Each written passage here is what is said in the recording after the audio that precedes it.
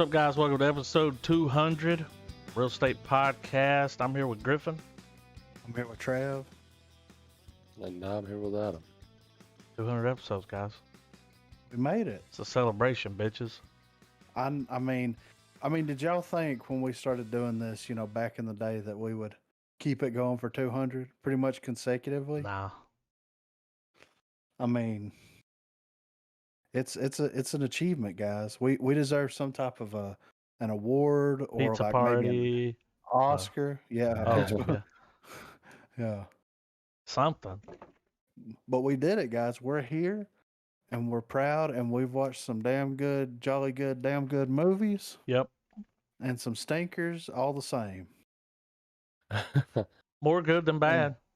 Yeah, I mean, I will say that. We got a good KD. Oh, yeah, for real. A lot of the stuff is 110% watchable. It just may not be enjoyable, but it's watchable, Uh-huh. So, you know how it is. It's hard out here sometimes. But I mean, how y'all want to do this? I mean, y'all want to talk about the TV shows first before we get into the list, or y'all want to? Y'all want to do the out? shows? Let's do the shows first. We got two. Yeah. We got 2 episodes. Yeah. Well, The Stand. Yeah. I mean, Moon is making his way. I think Ezra Miller does a fantastic Bobcat Wainwright impersonation. Oh my God. Trash Can Man? Yeah. This motherfucker was on some other shit, dude. When he's walking through the palace and you just hear him like, yeah, I'm just fucking like going full Beavis and Butthead on motherfuckers. Like, I mean, he went for it, dude. Walking around in his underwear, right? Yeah. Cornholio. With all that demolition shit, But he's almost like unrecognizable. You know what I mean? I didn't recognize him. Because I saw his name in the credits or on IMDb that he was in it playing Trash Can Man. And then when all that, when it opened up and it showed him and all that kind of shit, I was like, all right, here we go. But like, I mean, just like all the other actors and actresses that are in it, like it melts away because they do such a phenomenal job. Yeah. But like he really took it to the next level, dude. He sold it. Yeah. And it's gonna get fucking crazy with his ass, That performance is already nutty, so I'm excited about it. And then fucking Harold, dude. That motherfucker, God damn it. He's got a damn bomb making lab under his house, dude. Yeah, I know. And then like, so last week, dude goes over there and goes through his house. He's like, there's one door I couldn't get in. It's like, well, maybe that's the door where the shit's at. Like, yeah, like probably a reason it's locked. Yeah. So he locked her up in there, didn't he? No, she got out. She got out. She broke the window. Yeah. I was like, watch that glass. Yeah, I'm always afraid to crawl through a window if I ever have to, Yeah. At least she put her jacket over it. Yeah. I'm like, you're pregnant, you're about to give yourself a C-section. Yeah. Yeah. But I mean, I don't normally climb through windows very often, but whenever I've had to in the past, they're it's open. not a very well, I mean, some of them have been broken and it's nerve-wracking, you know what I mean? Because, dude, fuck glass, am I right? Yeah. Not the movie, but like some regular ass fucking see-through glass, and for sure fuck a mirror. Yeah. Because that shit hurts. I don't want no shards of glass in my body. Yeah, no, not at all. Especially if you've ever got a piece of glass embedded in your body at some point. Foot or something. Yeah, and you have to get it removed. Mm-hmm. I hate having glass shit in my house. Yeah. Because if you drop and break it, you're never gonna get all 2 those years little later shards you'll find a piece. Yeah, you'll step on it and it's gonna be like the size of a grain of rice. Yeah. But it's over for you. Mm-hmm. Like you might as well cut the foot off. Yeah, I was gonna say you might as well amputate. You ain't never gonna get that shit out. No, that's the end of it right there. I'd rather have a piece of like Canthol stuck in my foot. Yeah. Than a piece of glass. At least you can see that. Yeah, for real. So, but anyway, Now that I got that out of my system, you Yeah. know. You saved it for 200. Those. It's It's a 200 worthy. monumental. Yeah, right. Yeah. Um. So, Mr. Flag was like, "I want you to go find that bitch, and I want you to bring her back alive." Yeah. Get that bitch And then leather. Yeah, and then we got Paco over here with his leather jacket on, and he's like, "It was self-defense." And dude's like, "We'll see what Bitch. Mr. Flag has to say about that," you know? Yeah. And I've seen that dude in other shit. Y'all recognize him, right? which one? The one he fucks up. Oh yeah, I've seen him I've in seen that tons dude of in a stuff. bunch of stuff. Yeah. Yeah, he's really good in everything that I've seen him. It's crazy that he got such a small part, but Yeah. He got fucked up. Is what he got. well, dude, Flag's showing his true colors, right? Mm-hmm. I mean, he's like, "I'm sorry for the mess." He straight, I mean, was munching on old dude, you know? Yeah. And his eyes And turned black. yeah, and not in that like cool, sexy kind of way Nah, either. dude. Like Wasn't it no was, neck munch. nah, dude. Well, he had to remind everybody that like I'm in charge. while they're sucking and fucking, he's willing and dealing, dude. Like Yeah, he ain't fucking around. That's for sure. I just love how like every time it cuts to Vegas, there's always the obligatory orgy shot. Yeah. Like Yeah, The dudes I mean, dancing in the Speedos with the fucking They're- chains. they're always screwing in that one room, dude. yeah, It's a champagne room.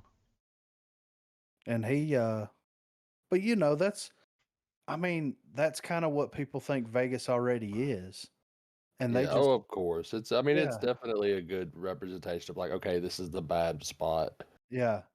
But Um, it's great how they took that, that idea, and just blew it completely out of proportion, just for entertainment value and shock value to yeah. a certain extent. Um, I thought it's the, the performances of the person that plays Nadine and a little timid. Joe? Yeah. Yeah. Their whole relationship, man, has been more enjoyable in this iteration of it than the previous. Right. Yeah. And I think a lot of it's got to do with the way that the actress in the original TV series, because her Nadine was really fucking annoying. Yeah. Yeah. Like when she came on screen, it was like, God, let's sit through this shit. Mm-hmm. Yeah. Here's this Can't happen bitch. fast enough. Yeah, right. Yeah, I mean, and to think like that's that crazy bitch that was like, I Yeah. was getting beat, wasn't it? Like, Yeah, that's Amber Heard. yeah, so that's fucked up. Like, it's fucked up that she's It's that crazy good. that it I is enjoy her fucked in the up show. because I forget that she's Yeah. Amber Heard. Like I forget that she's even in that show. Yeah, right. Oh, she's Nadine, dude. Yeah. She's doing a good And job. Whenever the Joe tells Larry, he's like, "There's two of her." yeah, He's he like, said, "Oh shit." Mommy's different than Yeah, Mama Well, Nadine's different than the other Nadine. yeah. And he's like, what the fuck you Yeah, mean by that's the first that? time I've ever heard this motherfucker say anything. And that's what he Yeah. says? Yeah, some cryptic ass shit. Yeah. So, Draw me a map, motherfucker. So here's something that I didn't pick up on until actually just now reminiscing about it. And correct me if I'm wrong, but Fran shows up to Joe's little bomb shack, right? Yeah. Why didn't she go get Stu and them and they nipped that shit in the bud Well, then and there? Stu was with him out Yeah. in the woods, so she knew whenever he come. All right, what's his name? What's fuck Harold? faces? Harold shows up and he's like, "We got to get back out there," because he, puts the pipe bomb down. And see, did y'all not think the bomb was in that fucking tube Yeah, I did. the whole time, dude? It's in the piano. Oh yeah. Yeah. But I'm like, all right, anyway. So he shows up, and him and Stu go out in the woods. So Fran knows that he's gone. Yeah. Like, this is my time to go check his house. But damn, they got back fast. Yeah, for real. Because as soon as he's like, Quick. you guys might as well head back because, we've got more people out here than we need. It's like, damn, he's home. I was like, how the fuck did you get home so fast? Like He forgot ran. my wallet. Fast travel, you dude. know? Yeah. Got a waypoint set at his house. He, he hit that /home, dude. Yeah. Uh, yeah, I mean, But she had to get in there though and see what, because we see that conversation between her and um oh, what's his name? Larry. Yeah. You never really see that, so it's implied that he told her that, like, but That he when couldn't she get in the hey, walks, room. look, yeah, Yeah. look here, you wretch. You know, and what's like when she goes in there and sees that camera, like watching the bed, Yeah. she's just like, "What in the fuck, And you could dude?" see, because you see her face before you see what she's looking at, but you know what she's looking at. Yeah, I mean, She's like, it's that's my bedroom. yeah, that's plain as That's day. my Yeah, bed. yeah, That's that's a where I roll of fuck. fucking paper towels and lotion. Ugh, you know? some me, myself, and Irene going on there. Yeah. Right. Um, but yeah, I mean, and so they find Mother Abigail finally. And does that confrontation? It does happen in this episode where she's in the woods and Flag Yeah, shows up and tempts her, right? yeah, and he's all like, you old bitch, and she's like, you Hmm. fucking shadow fucker, I ain't scared of and they, you. And he's like, we'll see what you'll see how you feel when you lose your cane. Ha, you know? yeah, I can make the wind blow really hard. Yeah. Crows, assemble. I do like that, their interaction that they had though as well, because it's like it's the classic, It's Jesus in the garden and Satan, tempting Jesus. You know what I mean? Like, Yeah. yeah, He was it's even well, trying to corrupt her ass. yeah, it's like First Baptist Xavier v. Magneto. yeah. He's scared of her. Yeah, he is, and that's exactly what I pulled from it. Whenever I was watching it, I'm like, this is just like whenever Satan approaches Jesus and tries to tempt Jesus, and Jesus is like, "Dude, fuck off!" Yeah. Like I'm Jesus, What are you Like, gonna do? I'm untouchable. yeah, Bitch, I build cabinets. Fuck yeah, off. yeah. I mean, Yeah. like for real though, and I really enjoyed that, even though it, with the wind and all that, it got a little, airy, if you know what I mean. Yeah. But They but aired out their grievances. yeah, yeah. But I really like that scene a lot because it's just, just a classic throwback to Well, religious Good versus metaphors. evil. well, that, and also, like, if you think about it, they're in battle. It's almost like, it's that moment where the generals talk before the fighting begin, where it's like you got one more chance Yeah, to stop this shit before it gets out of hand, and yeah, obviously the other one's like, over my dead body, and he's like, okay. yeah. And I really like that idea too, where it's like, she needs God to speak to her, Yeah. and God speaks to her through Satan, basically. Yeah. You know what I mean? And that's just such a brilliant. I don't know. It's Y'all just feel good like writing. one of those things too, where like having her believers there, like believing in her, makes it stronger. I don't You know what think I I I mean? mean, understand. I think it's absolutely that. It's the same, because it's the same coin. It's the Yeah. same Well, power like he's trying scaling to get as here. many Like, people as he can get. yeah.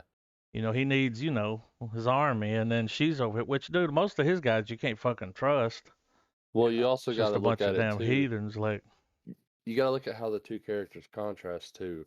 When Flag gets his admiration, he internalizes it, and it literally does make him stronger. yeah, Yeah, Whereas with Mother Abigail, it's always followed by a moment where she'll say something completely thoughtful or profound to whichever other characters in the scene, yeah, and it kind of, it either causes them to look at something differently, to either have hope, and and like the moments when she talks with Nick, and she's like, yeah, you can't talk, but you got work to do, boy, yeah.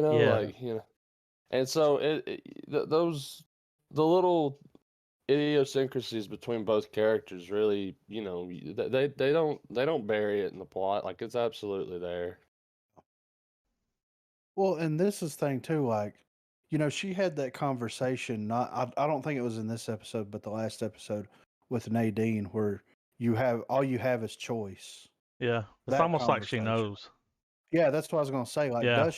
does she know, or does she think, or does she feel, or whatever the situation may be. But it was the way that But you got to give and that them a chance. yeah, and then that was like right after that she went to Larry and was like, "Fuck me," and he's like, "Easy, Yeah. I don't want Joe to hear it." Mm-hmm. 'Cause I'm You gonna beat the know? brakes off of it. You know. Yeah, that's what he's afraid of. He's like, "If you get with me, you ain't never gonna be the You're gonna same." be a crazy bitch.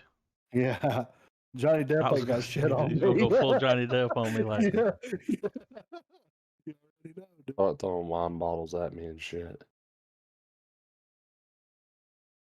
funny. But yeah, I But mean, so it culminates to a Fight Club Oh moment. man. yeah. But it's been really great so far, and I can't wait for more. Because it's just gonna increasingly get better, and the So what's stakes. our yeah? So what do you guys think the body count's gonna be when we? From the bomb, Yeah. not too bad because most people went outside. Yeah, I think that we're gonna have 10 to 12 Yeah, no either names. dead or wounded. Yeah. I about to say we're Of gonna course, you lose got some red Nick, shirts. but Yeah. and when he found it, like, dude, he walks past that piano and looks at it like, Well, he heard or he felt it. I while he think. was playing, No, probably. I think that whenever he walked by it, because I mean, there had to be something in there that was going to trigger. Well, they had the trigger for the mechanism, but Yeah. still, there had to have been something inside Something was of it off. that would have caused it to make some kind of a Vibration or sensation. something. Yeah, Well, he was yeah, because he played it, right? yeah. And then when he opened it, I was like, oh, he found it. That's going to be all right now because he's going to clip the red wire or No, just unplug it, yeah, And then, you know, we just see the fucking, which yeah, little backdraft happen. yeah. We just gone. And it's kind of to a certain extent, it's his own fault that it happened, really, because They tried to get him to come out. well, He not was only like, I'm going to that, hang but back. well, not only that, but Mother Abigail's like, we don't need to retaliate. Yeah, don't So send people out. they send 3 of them. Mm-hmm. So 3 people's got to die for the balance to be corrected, right? And I mean, you had the 2 chicks die, and Moon is undetected. He leaves. He So crawls it's into the dead body cart, yeah, which, which was fucking yeah. Dude, when But he was hey, it was crawling over him, I'm like, what is he doing? Well, he'll surprise you, dude. yeah, I'm genius. calling he's the performance of the show in my book. Killing it. Yeah, 100%, dude. And when he asked that girl, he said, what's this? Because he couldn't show her the note. But he's like, what's Yeah, this word right here? Because he's over there looking at it. He's like, it's the same word as this word. yeah, She's Well, like, it's run. he captures the concept of the unlikely hero. Yeah. yeah, He's Like, the 'cause, underdog, man. he's got because I mean we know where this is working to. He's gonna come in clutch after this and be like, hey, this is what's going on over there. Like, yeah. he's gonna come in with the WikiLeaks and then Yeah. He's gonna Snowden it. Yeah. But this time he's going to get a presidential pardon from Mother Abigail. Like, Yeah. no that'll charges. do, Moon. That'll do. And yeah, and Mother Abigail and the rest of the crew will feel like Nick didn't die for nothing. The intel So- will help, but if they don't send people out, Mother Abigail doesn't leave. Yeah. All that doesn't. But here's the thing. You can look at it this way, too. If Mother Abigail was home when the bomb went off, she'd be dead. Yeah, Because exactly. they were going to try to bomb her anyway. Yeah. So it's all part of the plan. Yeah. Really. It's all God's will, you know what I'm saying? So but yeah, I can't wait for the next. We got what, 3 episodes left? I think so. Marina's pissed, Why? because she wants to watch it all right now. Oh, yeah. And I'm like, I hear you. It is. It's a show that you could definitely just start and just knock it out. Yeah. So Like a movie, just back to back. Yeah. Yeah, 3. The next one's called The Walk. That's him getting back to Guessing so. Colorado, right? Yeah. Oh, and then Harold and Nadine begin their journey to New Vegas to The unite with episode Flag cuts and on. claim their reward. All you hear is Dimebag's beginning lick. Na, na, na, na, na, na. See, they can't stay. No. Did y'all see whenever Nadine was running up to the house and she's like, "There's a bomb," and then she turns around and fucking Stu slide cancels up, and grabs her, dude. I saw that. Yeah. He just did a fucking slide cancel, dude. I seen it, you know. But yeah, It's great, man. And it would be nice, like, and we've talked about it pretty much like at nauseum, but yeah, like with the way that this is going, man, I would really enjoy it if they did a Dark Tower, yeah. you know. They fucked up. Yeah. The Well, TV Probably. show was. They still have time to do it, but yeah. Yeah.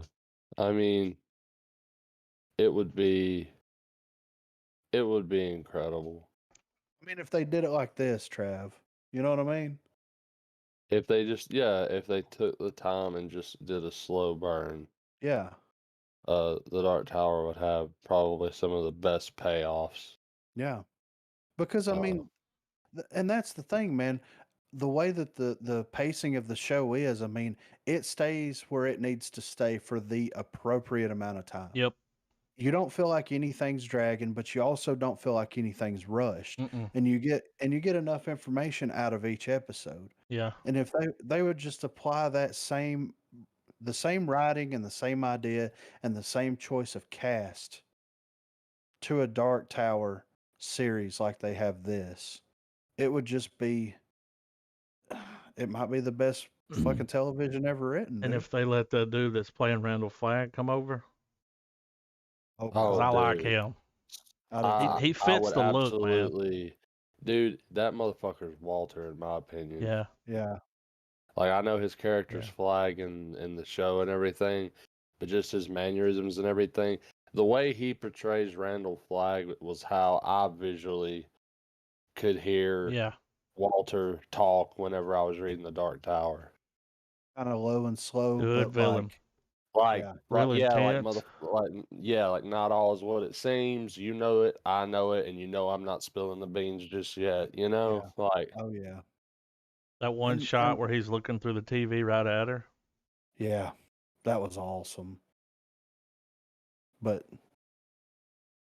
yeah, man, The Stand. I'm excited about more episodes, and I was it's gonna be also surprised by when I saw that Whoopi Goldberg was going to be in it. I was like, yeah, but she's done a really good job. yeah. yeah. She's done a Post really show. good job.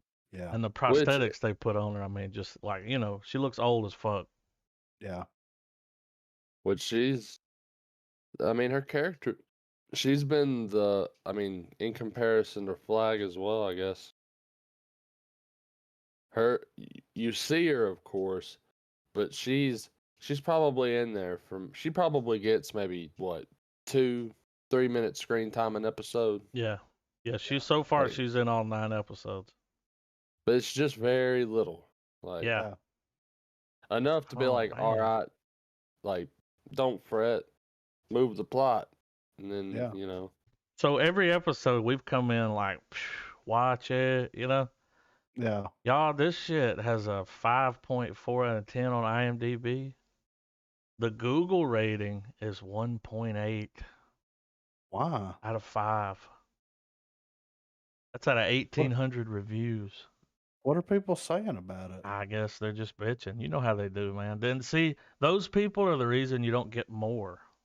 Yeah, I know. Because the show will get bad reviews like that, and then they're like, all right, we're not going to do it anymore because people didn't like it. Yeah. And it's like, well, wait a minute now. I mean, it got 100% on our podcast. Yeah.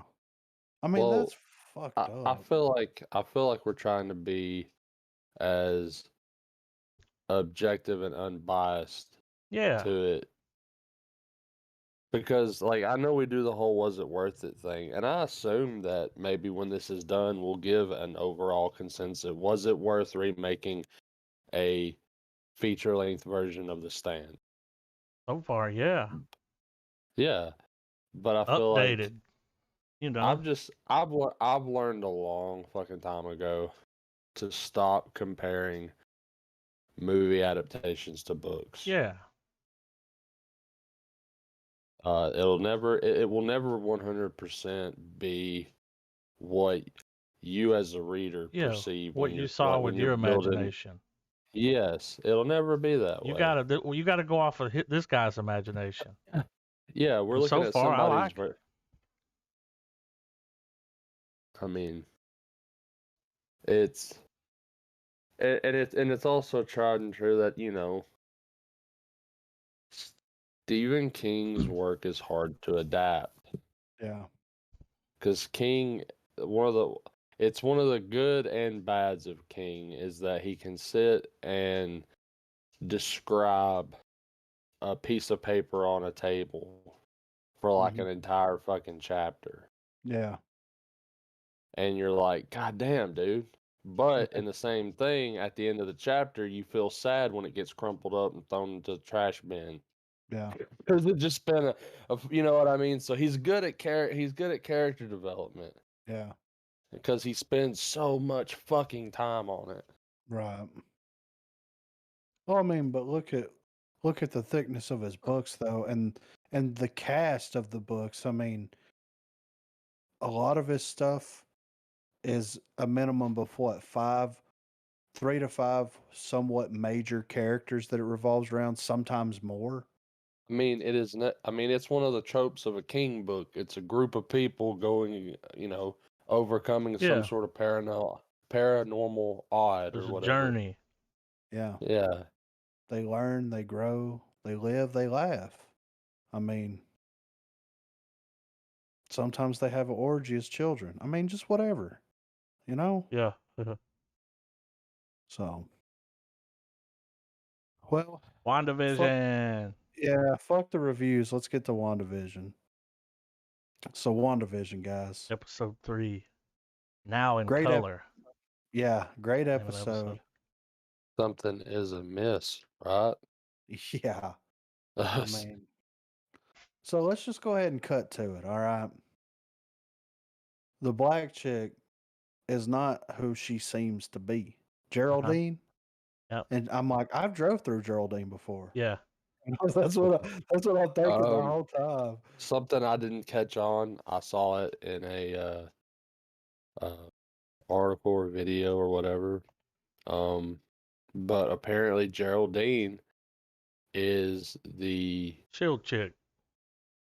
she's the young girl that Captain Marvel visits in the movie, in her respected movie. Oh, the girl's daughter? Mm-hmm.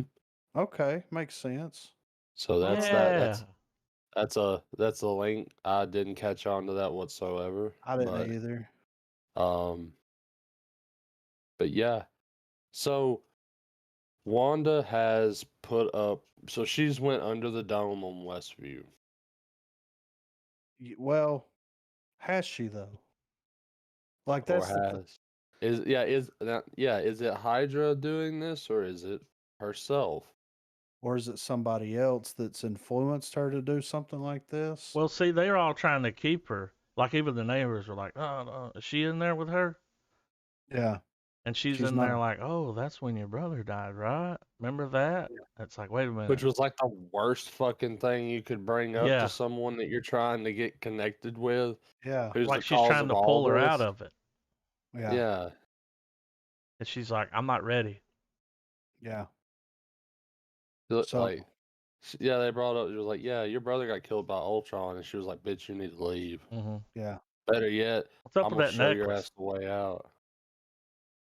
Yeah. Well, she was like, what's But- that symbol? I'm surprised at how much Captain Marvel this is linked to, because wasn't Captain Marvel where we got the glimpse of the sword facility? I think so, yeah. Yeah. Yeah. I believe it was at the end, right? Yeah, think it's the one where we find out Nick Fury's been for however many films. Mm-hmm. Yeah. And so they so yeah, so I mean it's still so vague, man. Yeah, they're doing a good Yeah. job at, you know. I mean, I can certainly we can certainly tell that like we're getting to the point of no return. Yeah. Uh, so so where do you guys come to the conclusion that possibly Hydra's behind this, or whatever conclusion y'all have? Well, at like last week, I was like, maybe Hydra has something, and maybe they do. Maybe they're the ones that caused her to kind of and do all this. Maybe it does have to do with her loss and her inability to cope with her loss and the events that happen in Endgame. But what's kind of weird about it is like, I understand they didn't have the TV show planned at the time that Endgame happened. Mm-hmm. But if she was that worked up about everything and that emotional about everything, then you would have saw a little bit more of that. Um, her not. I guess mourning would be because like when the Vision stuff happens, she's just like, I'm ready to fucking roll out. You know what I'm Mm-hmm. saying? Like I'm ready to do this shit. And then like she almost single handedly to a fault takes Thanos down. Yeah. So it's like I think that they would have developed that a little bit more if that would have been the case. Now, is Hydra behind this or is some other force behind this? Possibly, or she could have created it all. And then it's one of those things where it's like, okay, do the people there, do they actually exist? Like, are they trapped in there with her and they're following a quote unquote script? Or are they just manifestations brought to life? You know what I mean? Or It's more tragically, are those people dead and she has rebuilt them? yeah, that's what I think I said that to Adam the other night, maybe. Like, wasn't the was the cause of her? I don't know, for lack of a better word, for the like the force field that's got this town contained. Mhm. Um, how just exactly how powerful was that? Did it kill people? Did it just manifest itself? Like, was it? Has Wanda completely lost? Like, has she went completely over the edge? And I feel like one argument that she hasn't quite yet is the fact that no one's died yet. Yeah. Like when she got rid of when she were we don't know what happened to the beekeeper, but I assume now that even though we got stylistically the rewind sequence, did she just basically do the same thing to him? Just kind of spit him out in the field and was like, fuck off. Well, yeah, or is the beekeeper something that isn't real? Well, I saw a thing where they connected that to, I guess it was high. Remember that company in the one movie where the guy's talking to Iron Man and he's like, he's trying to tell him about his company, Oh yeah, and I can't remember the John name of it. Rockwell, Hammer Hammer. or aim? AIM, that's it. I saw a thing where some of their like soldiers were wearing suits that you could look at it and it looked like a beekeeper suit. Right. That And it would was be like, interesting but if they this have if it's connected the AIM to the show with some Easter eggs and stuff. Like, dude, the show's just full of shit. Like, whenever Vision builds a swing, he builds two swings and a seesaw. It's like he knew they were gonna have two kids. Like, Yeah. just thought, and then like with the dreams, if they are dreaming, like what's it saying? Then there's even like some links to like some devil shit.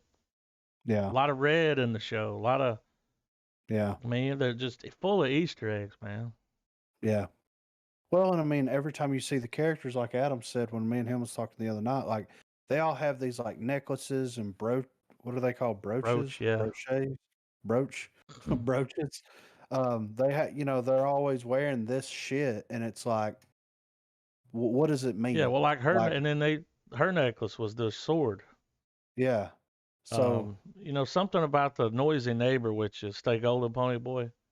Her yeah. name on the show is just Noisy Neighbor, but they've linked her to this witch that like helped Wanda get her power straight or something. Yeah. And some of the stuff, like, they're saying like some of these people in the town may be people, Right. and maybe they're all in the town. Like maybe Yeah. they're all really there, but she's got them under this thing, or they sucked them in. Did you see whatever Geraldine came out of the thing? It was like TV static. Yeah. It was like, Yeah. but I did Well, notice on there that after like there's 2 more episodes where you see them like this whole TV show thing, yeah. and then after that, the thumbnails that you get, they're wearing like normal clothes. Right. So we're coming out of that bitch at some point. Right. And it also leads you to believe it's like we saw in the first episode or the second episode where somebody was watching that shit on TV. Yeah. So is she broadcasting this stuff to the people outside, or are the people that have her? You know what I mean? Like Yeah. maybe it's not. Maybe because she is Scarlet Witch. Maybe she it's not happening in her head. She actually created all this shit, obviously, Mm-hmm. and she's just acting it out, and everybody is just kind of along for the ride, and just I really like the way that they're doing this style of writing though, where it's like it plays out like a normal sitcom. There's some weird stuff that happen every now and then, like whenever Vision's talking, he's like, I noticed it first with dude's wife at the dinner table, and then I noticed it here, and then Yeah. now it's the dude, the neighbor next door Cutting that's the sawing through hedges. my fucking And it's almost that's like he was glitching out. yeah. Like he just kept doing the hedges. And then at that time, whenever he's glitching out, Wanda's in here having a baby. Yeah. So was she so caught up in that like, the NPCs are just kind of running rampant, like. Yeah. And he almost told him. We almost got the too, answer, like right there, but. well, it's almost like these first 3 episodes, and I assume the 4th one too. It's like we're getting these Where's Waldo style episodes where it's you see the the sitcom trope going on, but Yeah. we all know that we're looking in the shot for something fucked up. Like we're trying to find The like clues. a clue. Yeah. And that's clever shit. I've never been engaged with a show like that. Yeah. Where Well, what they're doing in the whole, even though it kind of has its own, what they say and do kind of has its own double meaning in certain senses too. But Yeah. for the most part, that's a distraction. Yeah. Well, and what's funny about this too, and this is going to be like really kind of weird sounding, but like the way that the show is written is the same writing / playing style that I have as a dungeon master playing Dungeons and Dragons. And I'll explain why. So the other night we were playing, right? And then Cody and Alina and Corey and all of them wanted to like go through this town and start investigating stuff and searching for things.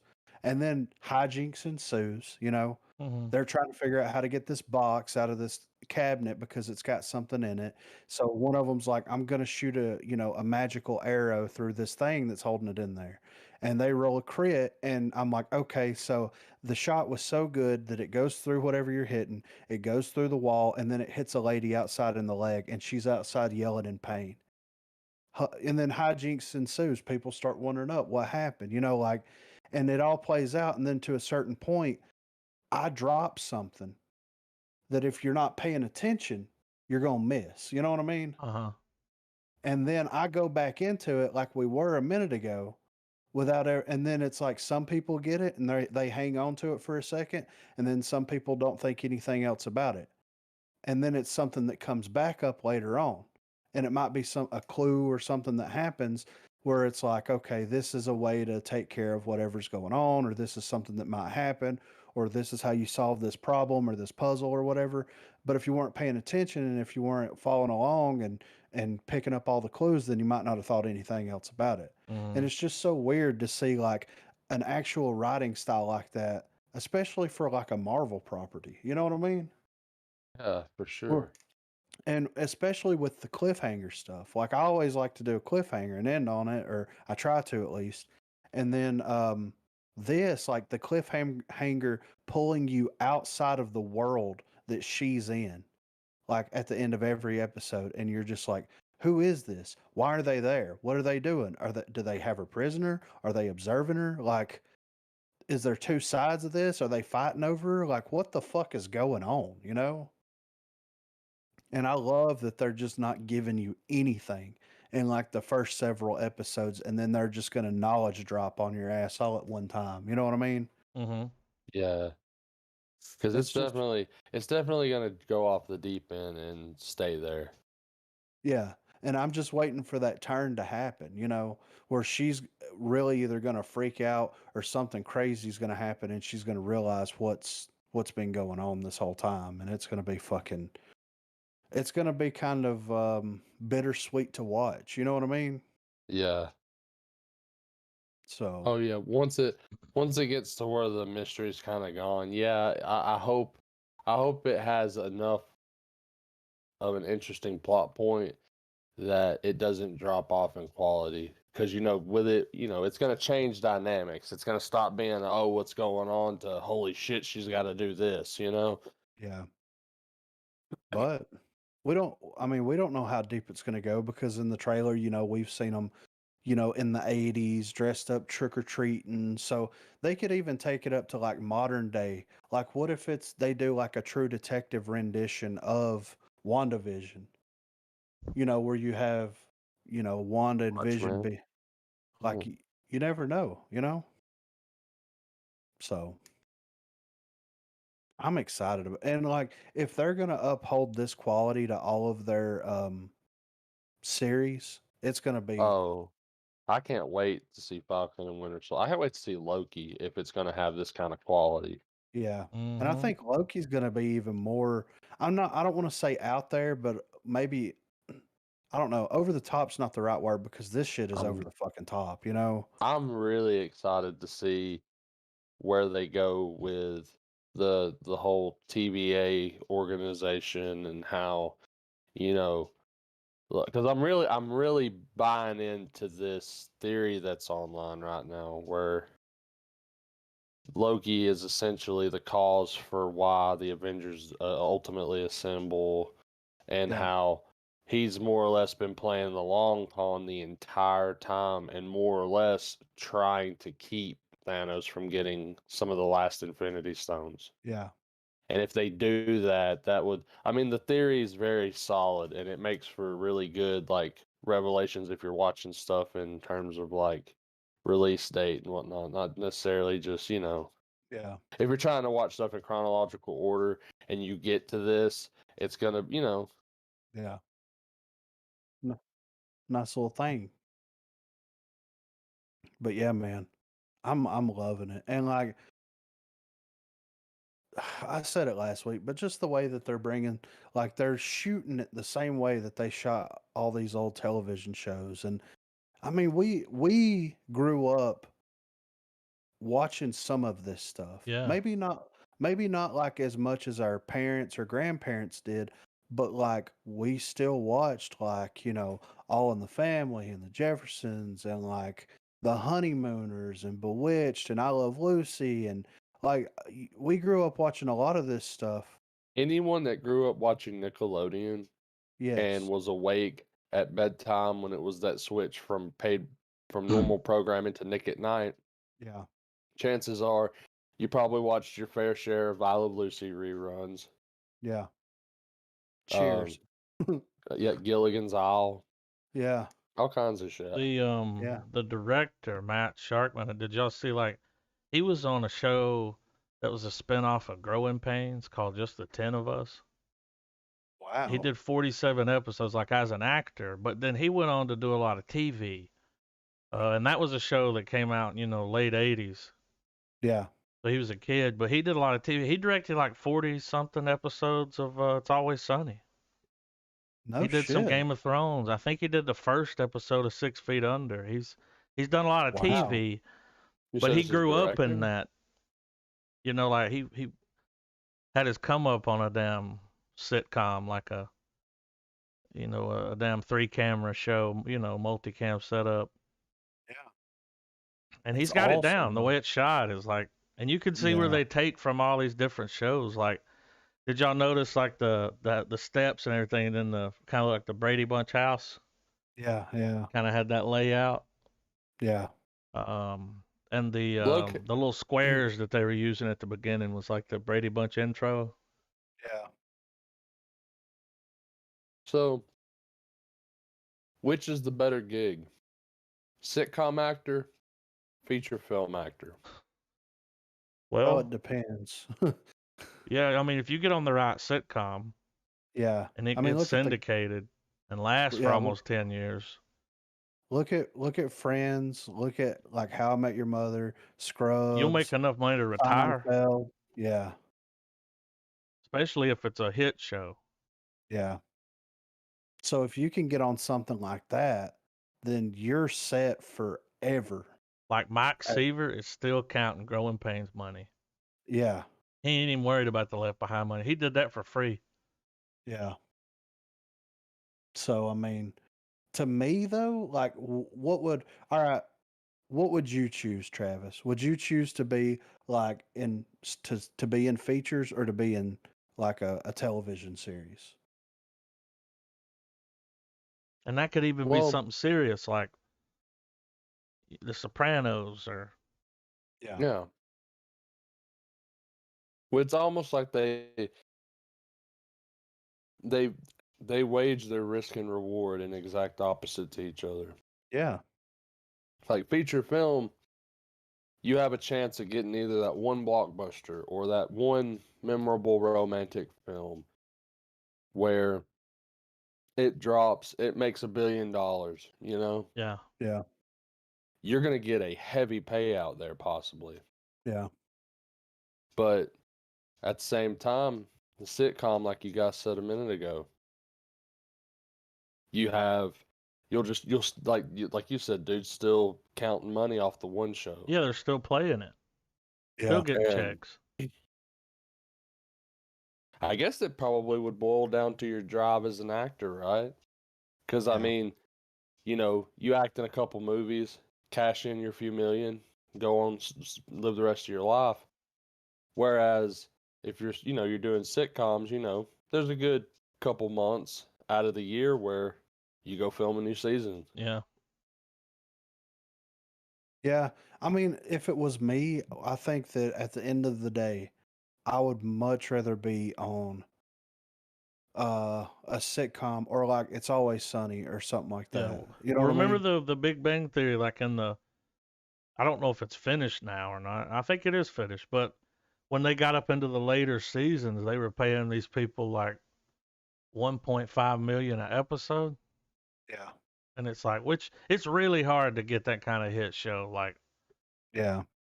Where you but can pay that kind of money yeah, to well, they can your demand actors. it, and the show is so big that we don't have a choice. I mean, Yeah.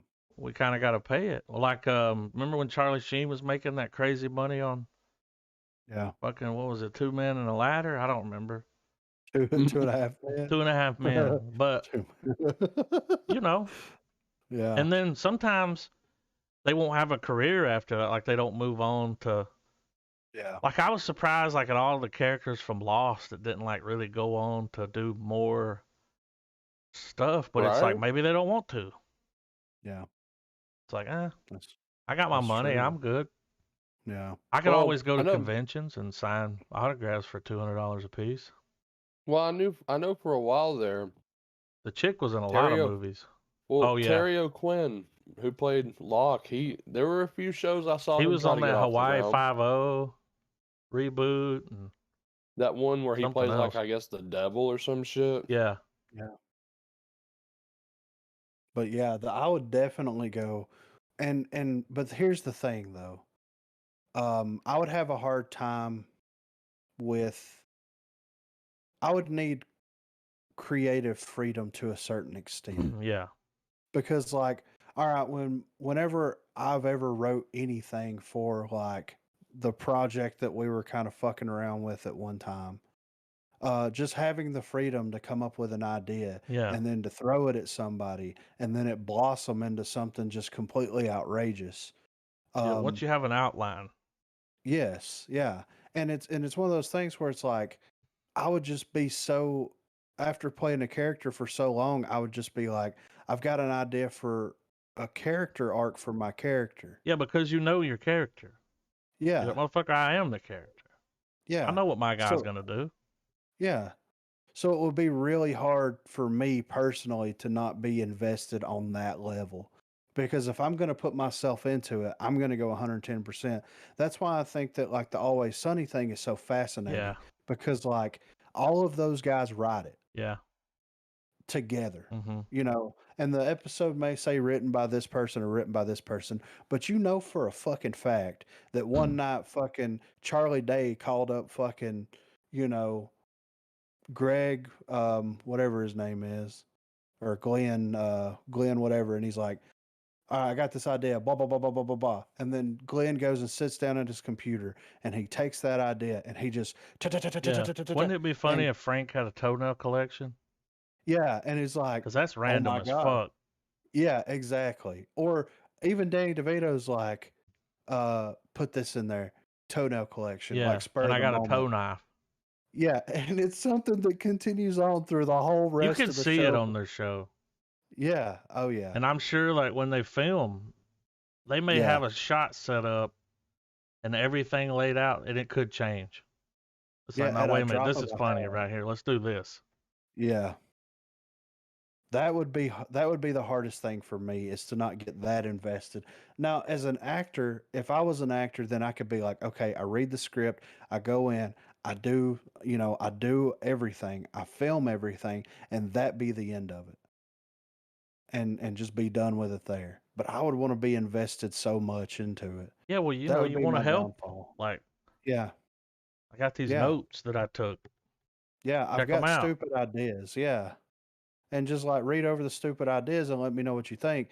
And like it's easy to do that. Like we've known each other for so long. So I could say, hey, I got this idea for a short film where you die on your birthday and it could be any birthday Yeah. and people fear having their birthday. What do you guys think?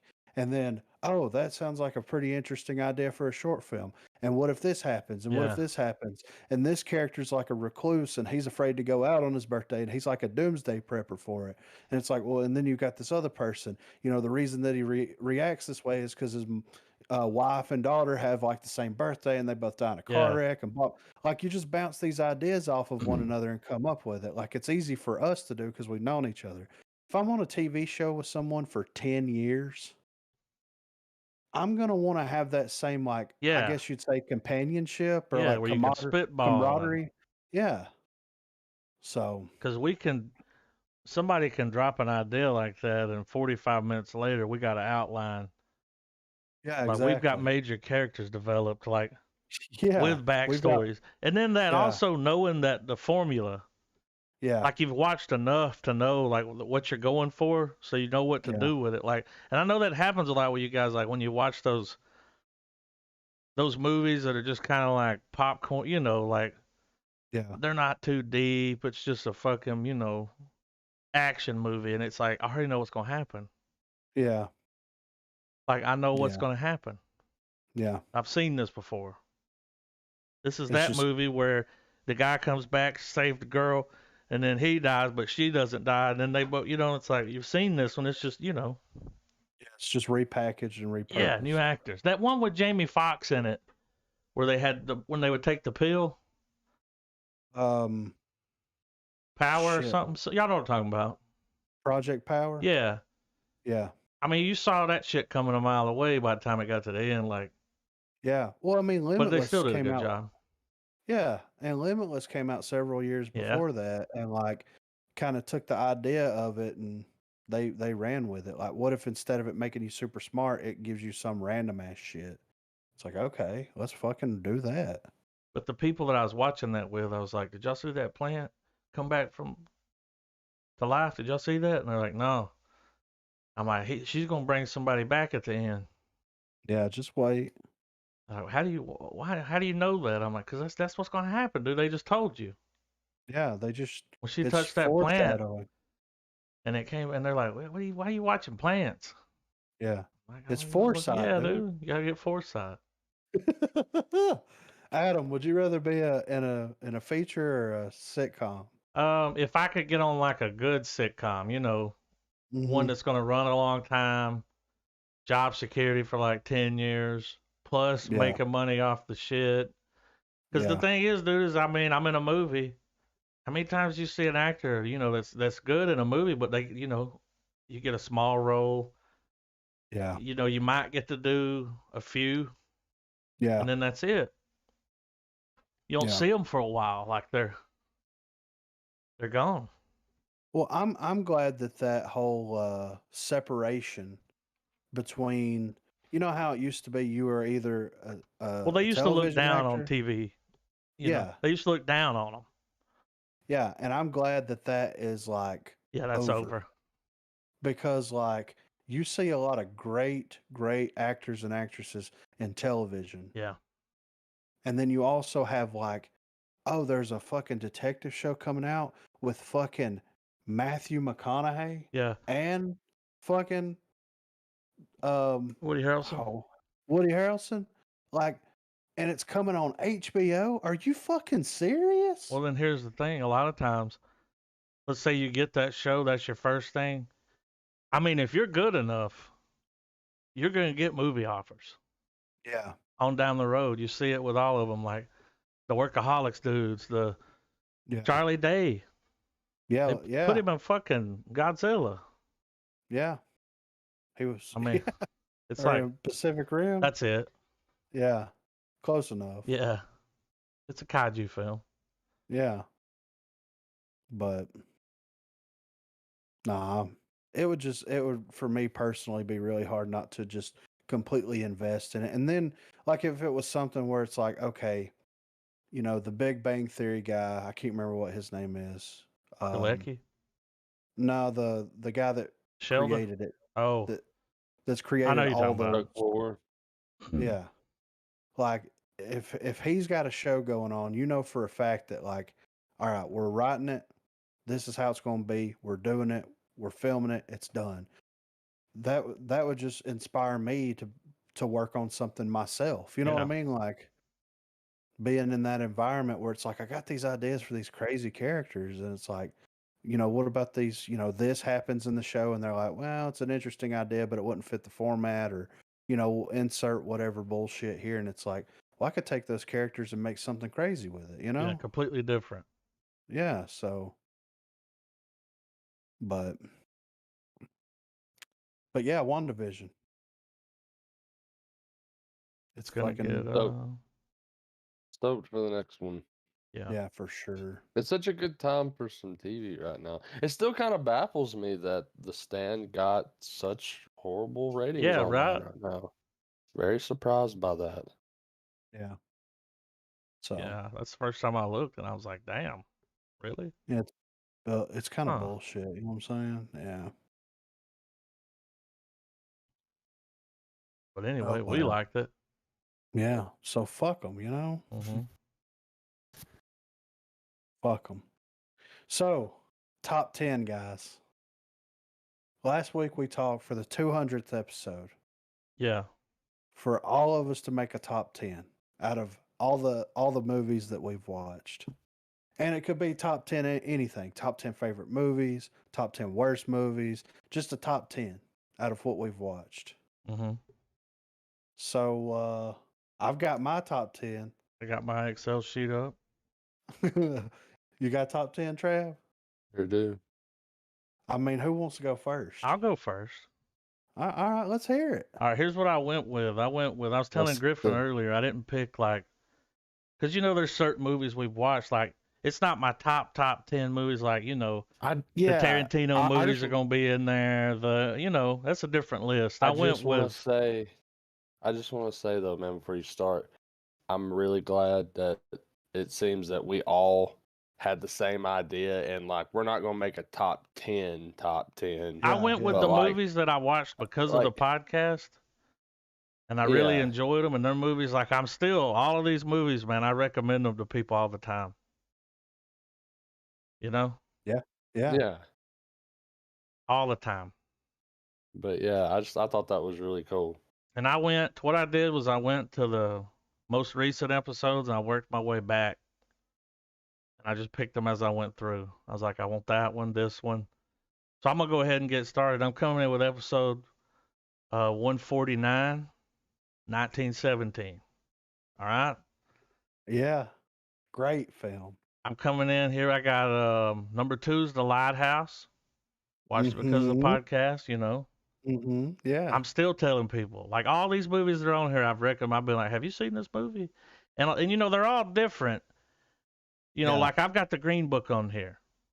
Because Yeah. if depending on the person, I'm not gonna recommend The Lighthouse to them, but I'm like, have you seen the Yeah. Green Book? You probably like that movie. Yeah. I got Midsummer. Yeah. I got Rocket Man. I have Oh, watched yeah. Rocket Man like 6 times, guys. Yeah. I've watched it more than I've watched the Queen movie, probably almost as much. But I Yeah. went with Rocket Man over the Queen movie because I like the way it was shot. Yeah. I already did Green Book. I got Mother on here. Not what I expected. Like, Right. holy shit. Yeah. I mean, you know, when you start watching it, and then when you get into it, it's just like, whoa, what a weird idea for a movie. Yeah. I got Yeah. Funny Games. It was episode Yeah. 47. Wow. The only reason I watched that was because of the podcast. I wasn't never going to run across that shit and watch it. I didn't even know it was a movie. You know? Yeah. Yeah. I got Coherence. Mm-hmm. One that I recommend to people all the time, Ex Machina. Yeah, I got the script book, dude. Yeah, I recommend that movie all the time.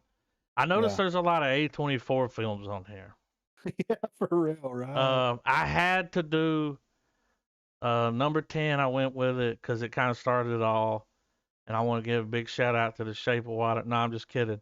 I got Bad Lieutenant as number 10 because there was like, how many episodes we did? We used to do the Bad Lieutenant Decision.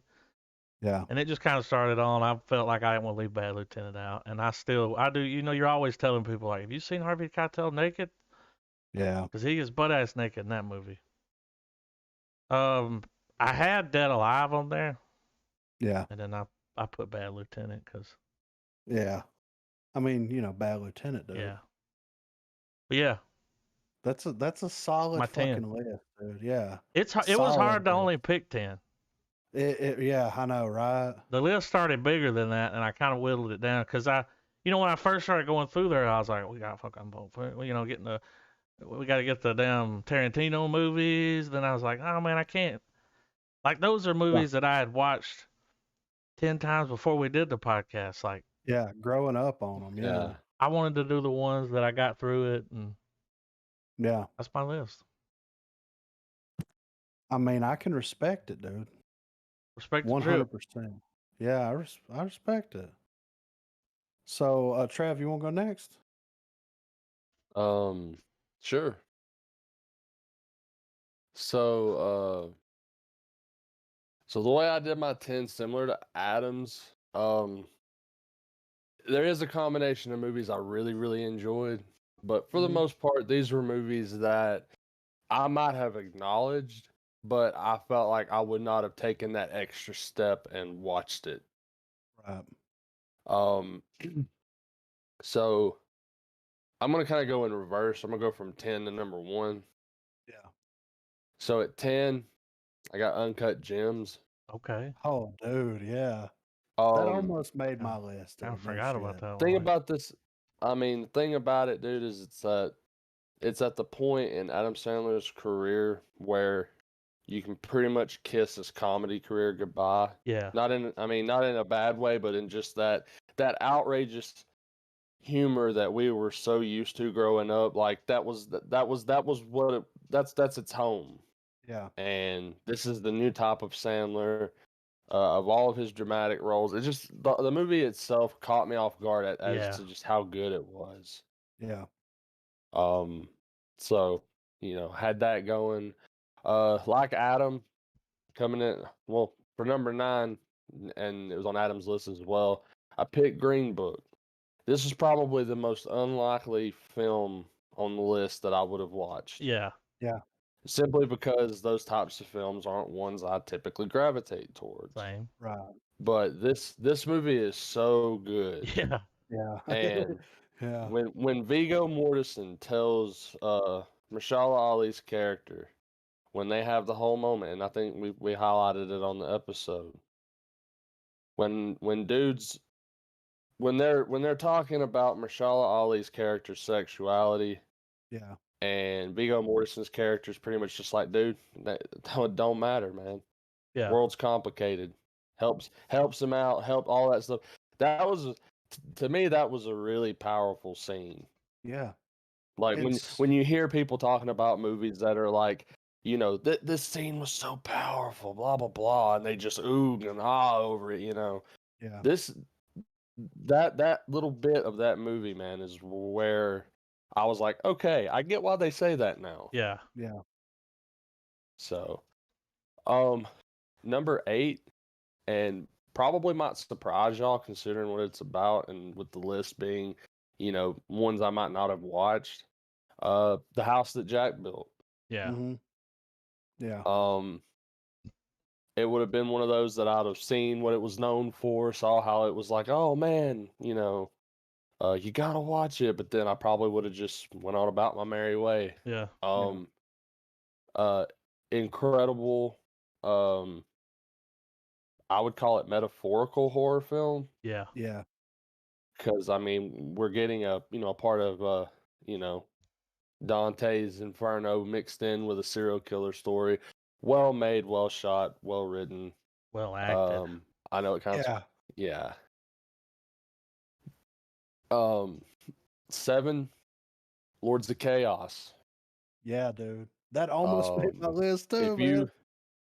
If you like heavy music, if you like the backstory of certain scenes and certain regions of the world and everything, if this movie's not on your list, you're missing out.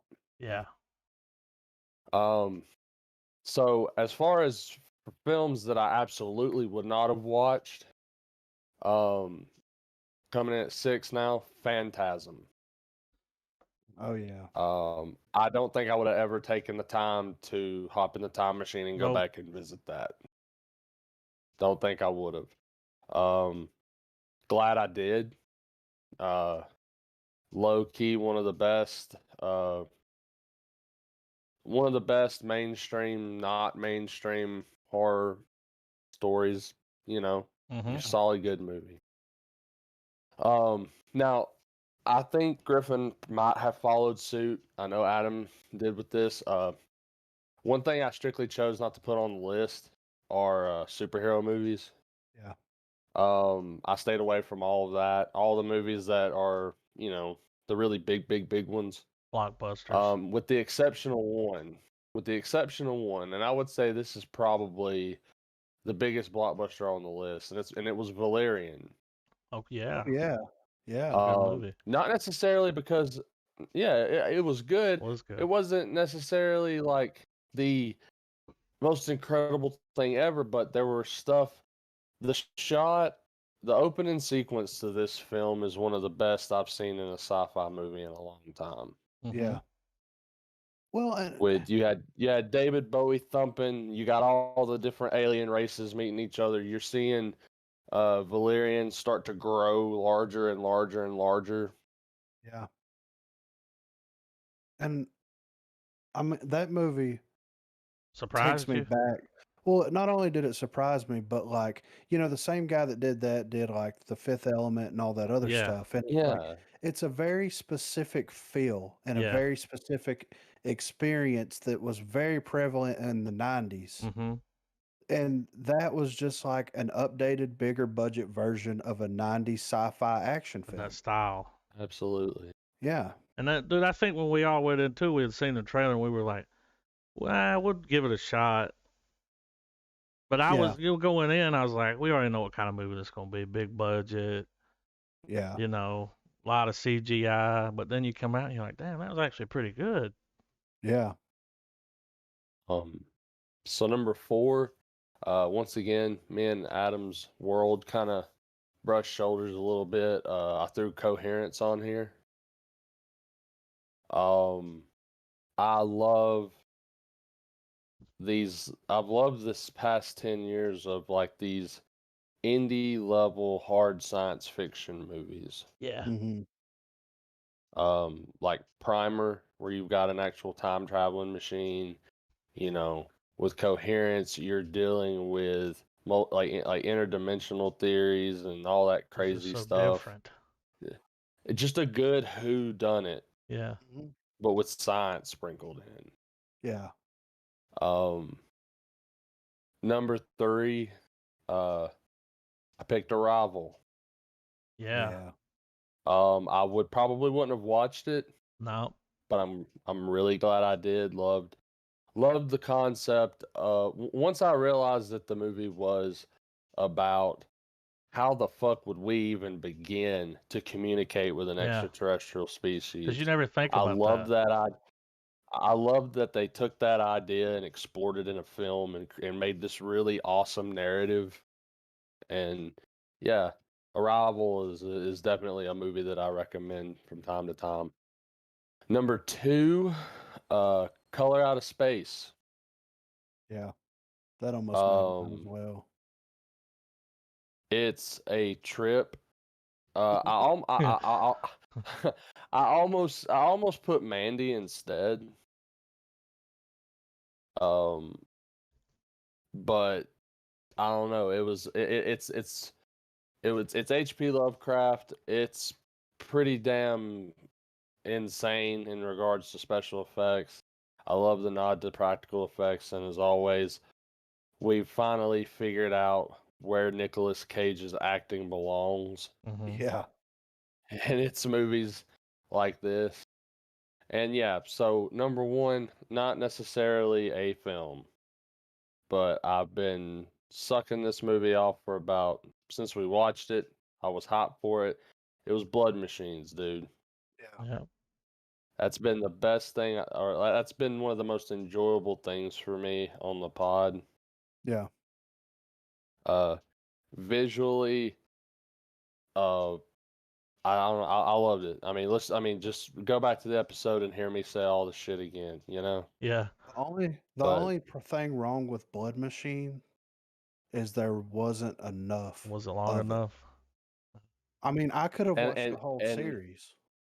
and to me that's the testament as to why I like it so much, man, is because it's one of the few things I've watched where I could keep it on loop and just have it going. Like I watched, Yeah. you know, you have your intent watching, and then after that, while you're up fucking off and stuff, you have it because it's a silly goose time, man. Yeah. Yeah. It's a long music Crazy ass video. story, badass music. It just it hits a lot of check marks for me, and visually.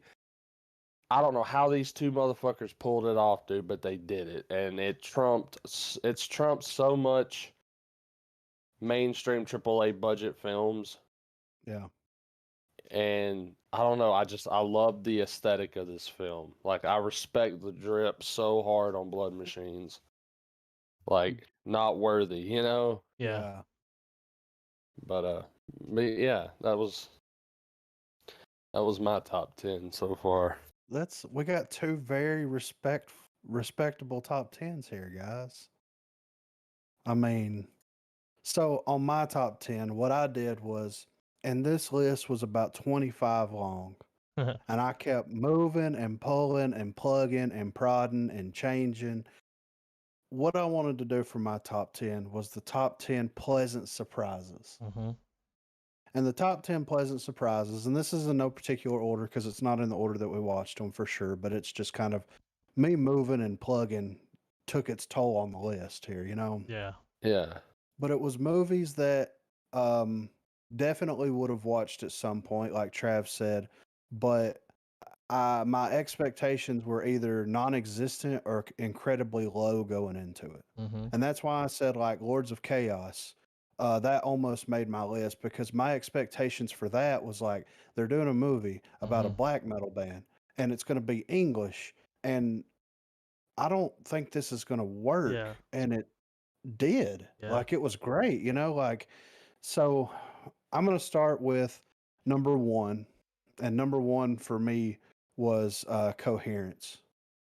I mean, this has been on all of our lists, Yeah, but for a but reason. it's because we watched the trailer for it and we're like, oh, that's an interesting idea. The trailer was done right because it Yeah, pulls you in and it doesn't give you too much nothing. information.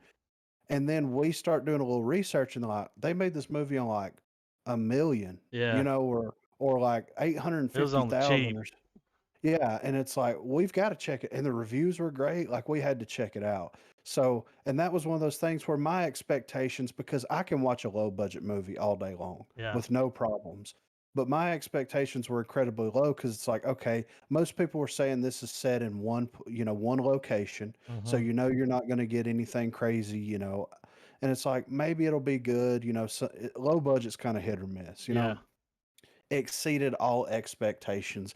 Me and Marina, this is one of her favorite movies Oh ever shit. now. Yeah, ever. We've watched this movie so many times because of like just how great the actors are, how great the writing is, and just how incredibly well done it Well, and was. the way it's shot, man, you're in one room, but the way they shoot it, You feel like you're everywhere. yeah, dude, that it just keeps. I don't know how yeah, they just did a good job. They had to take a lot of coverage. Yeah. They Oh shot yeah. from so many different angles. Yeah, and it's crazy how this movie takes place in a house, and it can feel so huge and so otherworldly, yet so claustrophobic at the same time. Uh huh. It's just, it's And incredible. they just managed to make it a whodunit dinner party. Yeah. Yeah, yeah, oh yeah, And I mean, when you get it down to the meat and bones, that's what type of film it is. It's that these people are all having dinner, and then shit just gets fucking weird. yeah. Super It's weird. Clue, Yeah. but with like Sci-fi clue. alternate dimensions. Yeah, yeah, right. Number two, this was on Adam's list as well. Mother. We've watched this movie. Marina loves this movie too, and we've watched this movie so many times because the rewatchability of it. Yeah. The more that you pick up each time that you watch it, just takes it to the next level. Yeah. And the idea of like you're seeing creation all the way to revelations happen in this like God, Mother Nature, like it's such an original idea. And then Yeah, you've got for sure. you I contemplated putting that one on my list too. yeah. And then you've got the wonderful Javier Oh Bardem. man. And then you get the chick from the Hunger Games where you're like, she's gonna be typecast for the rest of Yeah. her life. And She acts her ass off. dude, she fucking is an Kills actress it, for dude. real. You know what I mean? Shows you what Like, she's got. yes, yes. And I love it, man. It's one of those that I've recommended to so many people. I'm Oh just yeah. like, just watch it and see if you pick up on the metaphors and the symbolism of everything. Well, that's what you It said gets about when you rewatch. Like the second time I watched that, I was like, oh shit, because you already know what happens. yeah, You know why all this shit's happening. Then you're like, oh man, you pick up on so much. yeah. And then the way that he works in like a modern day commentary of religion how people take religion too far. Yeah. All And those people that were eh, showing up, and that yeah, was a and madhouse, dude. When all those people were in there, and it was every time she cut the corner, they're just going crazy. And It just yeah, slowly turns into a war oh zone. man, yeah. It was just and like and the way that he shot it, like it's a slow build, but once it hits that peak, yeah, it does not fucking stop. nah, dude. She has the baby. They kill the baby. All Oh these people man, start showing up. They're worshiping him. Like it derails so quickly, but not in a terrible way. It makes sense, you yeah, know? So next up, I've watched this movie 2 or 3 times so far, and I got this as a Christmas present this year, the special edition, Midsummer. This to me is you know how like when we watched The Thing and how The Thing kind of defined horror movies for the 80s. yeah, I think that Midsummer is going to possibly be that film that defines horror for 2020 to maybe 2030 or onward. in a world that is just completely stagnated with like possession films and ghost films and haunting films. This is such a breath of fresh air. Mm-hmm. Came And in like I clutch with said, that weirdness. yes, and it didn't get too over the top where your average moviegoer, like horror fan, can't watch it and enjoy it, especially a popcorn horror fan. Mm-hmm. But it tickles the balls just enough to get the chub going, Yeah. And I loved it, man. Yeah, it manages to be unnerving. It plays into the unnerving trope of horror. Yes. And the tension building. Yes. Oh, absolutely. Next up, this was on Travis's list, and this was such a pleasant surprise. The House That Jack Built. Yeah. I mean, it is a fucked up movie. It truly is. Yes. But it is also one that I have recommended to a lot of people as well, especially certain people, like that I know is going to be able to watch this movie and understand it and enjoy it for what it's trying to convey. Mm-hmm. And it was a fantastic fucking ride down, going to hell, if you know what I mean. Yeah. Ride down. But dude's performance, Oh man. if they would have got anybody else and got a lesser performance, it would have been just another typical fucked up horror film. But he kills it. He knocks it out of the park, dude. Yeah. Like even to like the face scene acting. where, yeah, the face acting, and then his likable, like lovable personality contrasting with his OCD, contrasting with like his deranged psychotic side. Mm-hmm. And it's all one person. And it's just, he might be that person for real. Well, it's just the way he manifests his mania through his psychosis. Yes. And just rides that fucking wave. Yeah. And everything just piles on. It's just, it's all part of it. Like, just the idea that he took dumb luck as just a sign from God to vindicate, he can keep killing. Why? Because God's going to cover the tracks, Yeah. Literally. Yeah. Next, this was on everybody's list as well. Green Book. Yeah. I mean, that's how you know. Yeah, that's how you know, dude. And see, we all know Vigo, right? Yeah. I mean, we've been cool with Vigo for like, we've been on the road with him. Yeah, we have been on the road. But breakout performance of Mahershala Ali's character. Like, this is a guy that I haven't watched Moonlight. I don't know what he's about. Yeah. This right here told me. And then he comes hot off of this into that season of True Detective. I'll watch anything with him in it now.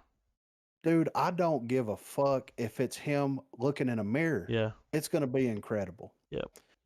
And like, when the time period that this took place in, the racial tension, and then like Travis said earlier, his sexual orientation and the confrontation with that, and like the breaking of the barriers between these two unlikely friends. You know what I mean?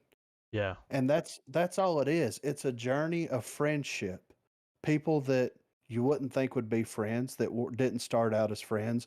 One is an upper class, and the contrast is so weird. He's very upper class, very intelligent, but he's a minority. And he's gay. And he's gay during this time period. Yeah. And then you have the epitome of America, Yeah. like the embodiment of what America was at that time.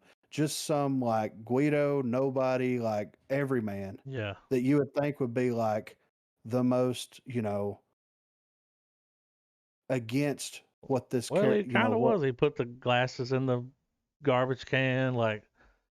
Yeah. He's a little, Yeah. But he came around. But he learned, to open up to, different people. And especially when this movie was released with all the racial tension that was going on in the world, it felt appropriate. And it felt like, look, Like we needed People, that.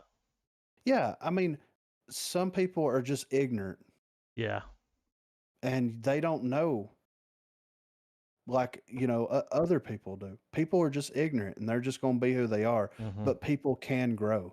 Yeah. And that's what that movie, I recommended that movie, and I don't know if she's watched it yet, to my grandmother. I was Mm-hmm. like, you have to watch You it, have to. Yeah, because I know how much you love movies, and I know that like you'll love this, Mm-hmm. So I'm gonna check on that, and I'll give a real estate update. Yeah. Number 6, Parasite. I was hoping somebody would say it. Yeah, If it Pollock's wasn't on pinned it somebody's on list, I Parasite. was gonna have to give it an honorable mention at the end because yeah. it was a great movie. It's because like when we watched it, they're like, "This is the greatest film of the year," Mm-hmm. and we're like, Yeah, not just foreign well, film, yeah, of the the year, greatest. yeah." We'll be And the it's like, judge of well, that. yeah, and dude, I mean, they were right. That dude deserved everything he got. Yes, it was fucking incredible. And anything that I want to go back and watch the stuff that this guy's already done, Mm-hmm. but anything that this director does from this point forward, I'm definitely watching it as soon as possible. Yep, It was that fucking good. he's on the And list. yes, 100% on the list. Next, this was on Adam's list, and this was a movie that we talk about constantly still, The Lighthouse. I forgo putting it on my list simply because I knew that I knew we would be talking about the Lighthouse in Yeah. some way. Yeah. And it was fucking incredible, dude. Like this made me a fan of Pattinson. Yeah, And that's hard to do. yeah. He was in Because Twilight. we hated Twilight. Yeah. I mean, and it made me a fan of Pattinson. And not only that, but I was like, this dude is amazing. He's an actor. Yeah, once we saw that, we were like, Batman's gonna be good. Yeah. Batman's gonna be real good. Well, I mean, we got this performance, and then we go on to get Tenet's. Yeah. His performance in Tenet. And then him Which playing is, the preacher. I mean, Yeah. yeah. Look at the range of this guy. I mean, he's got the range, man. I can't wait to see what he does because he's still relatively very young in Mhm. Hollywood years. And it wouldn't surprise me if this guy didn't at some point turn into like a Tom Cruise type. He's gonna be one of those guys that like Leo, like Yeah. like he gets to pick what movie he wants to do. Yeah.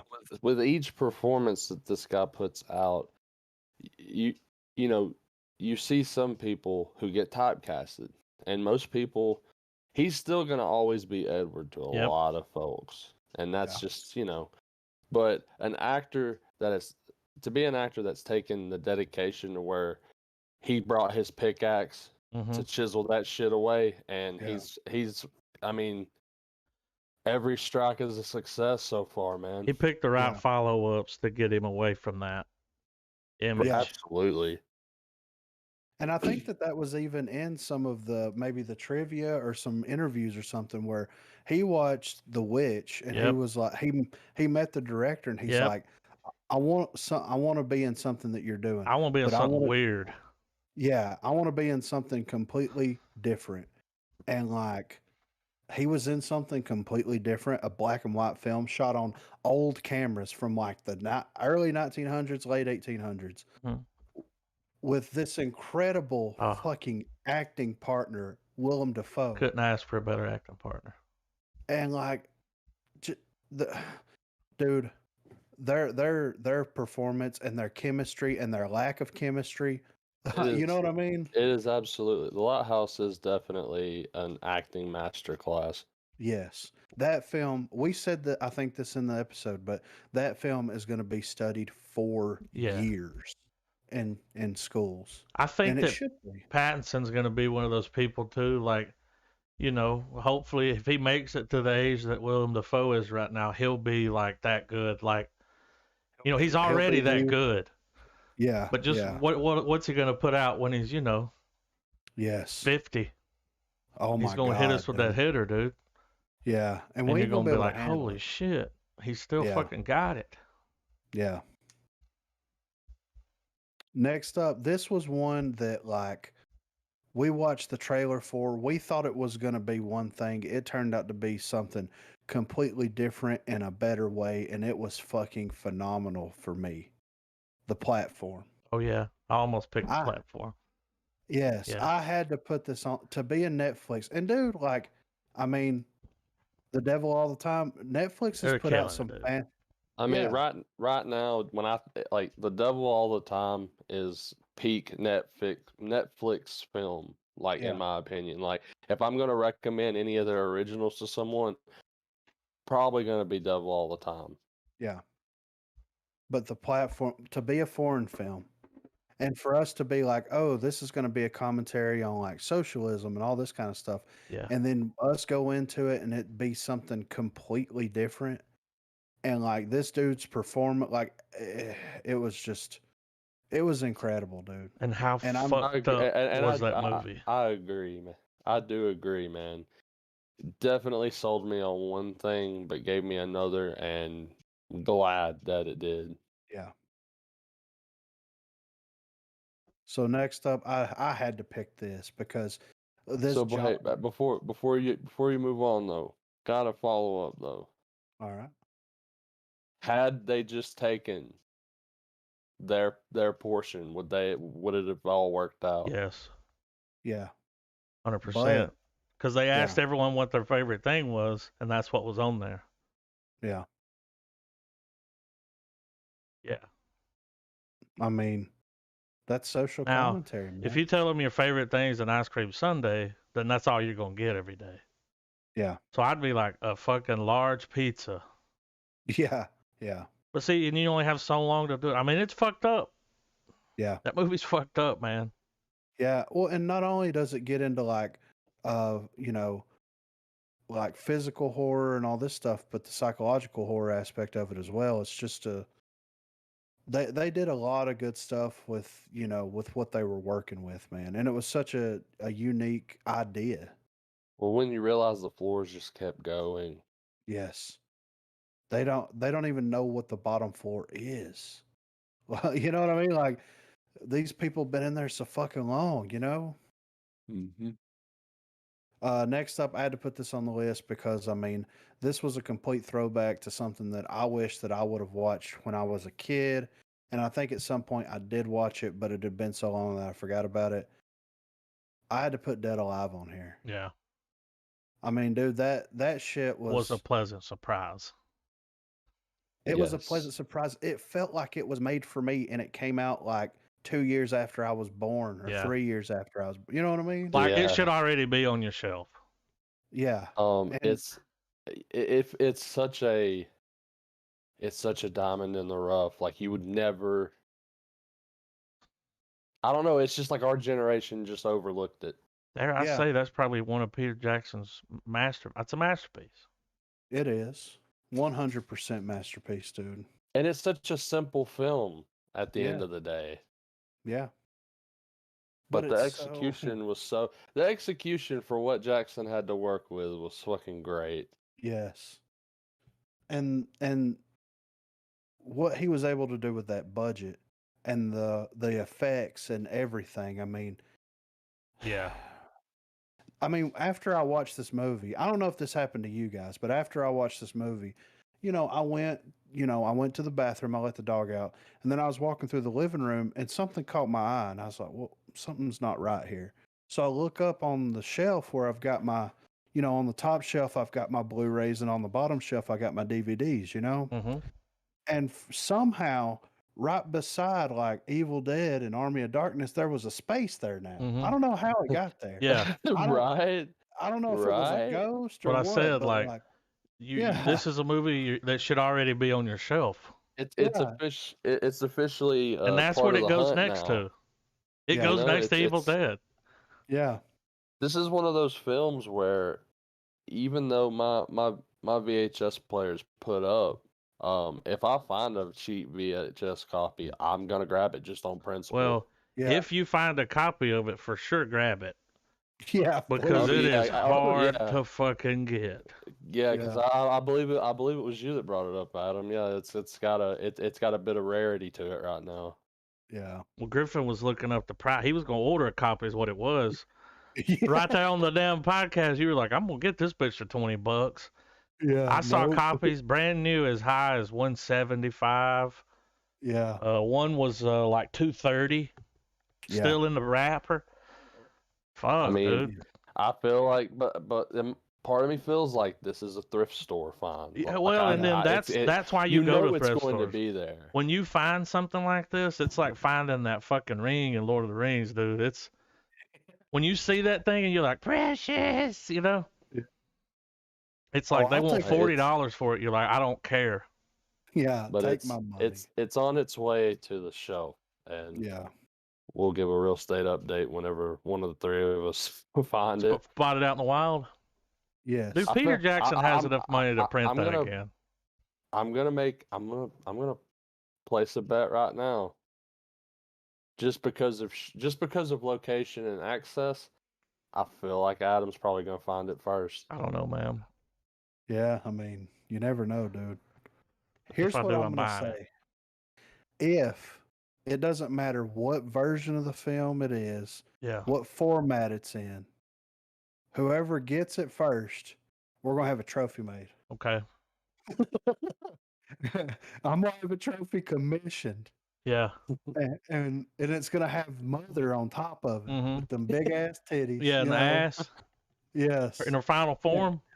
Yes, and I'm gonna mail it to or take it to Trav's house, whatever. But whoever finds a version of this film first, we're gonna get a trophy or a belt or something made. The heat's on. I mean, that's thrift store looking right there. Yeah, but that's whenever you run across something like that, and it happens, dude. If you go enough, Yeah, you'll see something and be like, oh shit. Like, this is why I came here today. yeah, This is why I came here the last 20 times. yeah. When you find that one thing where it's like, oh shit, how much is it? $2? Which Mine. they had more than Yeah. one. Yeah. Right. Remember when they got all those copies of Battle I Royale? do. Adam's like, they got a fucking A super whole limited shelf full edition. of them. Yeah. And I was like, it was a 4 or 5 It was disc 5. set. Yeah, like $5 too. Yeah. Blu-ray. Yeah. And I went and got me And a that's a copy. movie you just don't see. No. Like, you're not, and who fucking got on an airplane with a box of those? Dude, it had to be someone that, here's what I figure. It was somebody maybe going to a con to sign copies, Yeah, yeah. had a box of them, it got lost. Think about that, dude. You get to the city you're going to, you get to the con, your box is gone. Yeah. We're I mean, signing these were- headshots. They were fully wrapped. Mm-hmm. They had never been open. Brand new, Ever. dude. Yeah. I mean, it was the full set. So, like, one of us will stumble across a copy of Dead Alive one day, Yeah. and it's going to be. It's gonna be a day. We call an emergency meeting and go live. Drinks all around. And the name of Yeah. the episode is Dead Alive. Yeah. Live, Dead Alive. Yeah. They're like, what the fuck? It's like, dude, you know? And then the last one on the list, this was on Adam's list. I believe it might have been on Travis's list. I'm not 100% sure. It's been so long. But Ex Machina. Yeah. I've recommended this movie to countless people. And I mean, I got the script book. I said that a minute ago. I got the script book for Christmas. It was something that I wanted. And if A24 keeps making these script books for like Lighthouse and Midsummer, I will have those as well. But this was one of those like pleasant surprises. We watched the trailer on the podcast. And it had been out a while. Yeah. And none of us had seen it or anything like that. And you watch it, and then you slowly start to realize what this is. Yeah, catfish. And then, like, not only that, but look at the talent that came from this film. Yeah. I mean, we've got 2 Star Wars actors Yep. in the same film before they were in Star Wars. And the chick went on to do some stuff too, like the 3 main characters that you see the whole Yeah. movie. Yeah. They got, and I mean, dude, Yeah.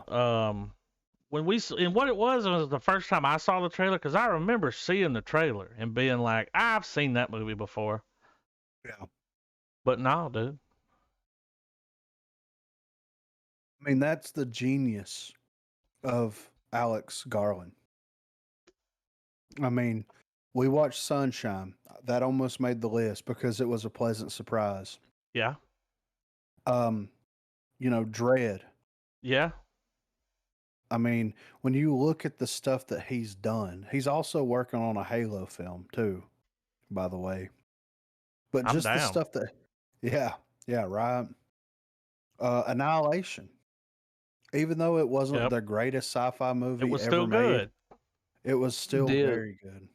The ideas that were explored in Annihilation are what make that movie worth watching. Yes. And it just being different. Yeah. The price of admission right there. So, Fucking prawn. with that 1 through 10 right there, man. I mean, a lot of my stuff was like horror or considered horror, whatever. But this is just like I guess that means my expectations for horror movies are very low. Yeah.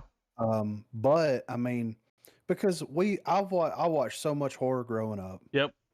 We've seen it all. And nowadays it's really hard for me to watch a horror movie and be like, that shit was great. Yeah. Like, and I think that a couple of the films on the list deserve awards. Yeah. I mean, The House That Jack Built deserves an Yeah, award dude, it for really sure. does. And I know that it won mean- some awards, but like this shit should have been like best fucking, best Still adapted feel- screenplay or something. I still feel that it's a very underrated, not as watched film. Oh yeah. Did y'all have a And like? Whenever I think about watching that movie, I can remember like the weird feeling that I had while I was watching it. Yes. Absolutely. Y'all know what I'm talking Yeah. about? There was something that Yeah. movie was doing to me. Well, And like whenever the y'all shot- whenever y'all bring it up and I think about it, like I can remember the feeling well, just of, the of shot, watching it and how weird it or was. just that moment, the moment where Virgil goes, it's like you would have to be an architect to do that, and he goes, well, as a matter of fact, I am.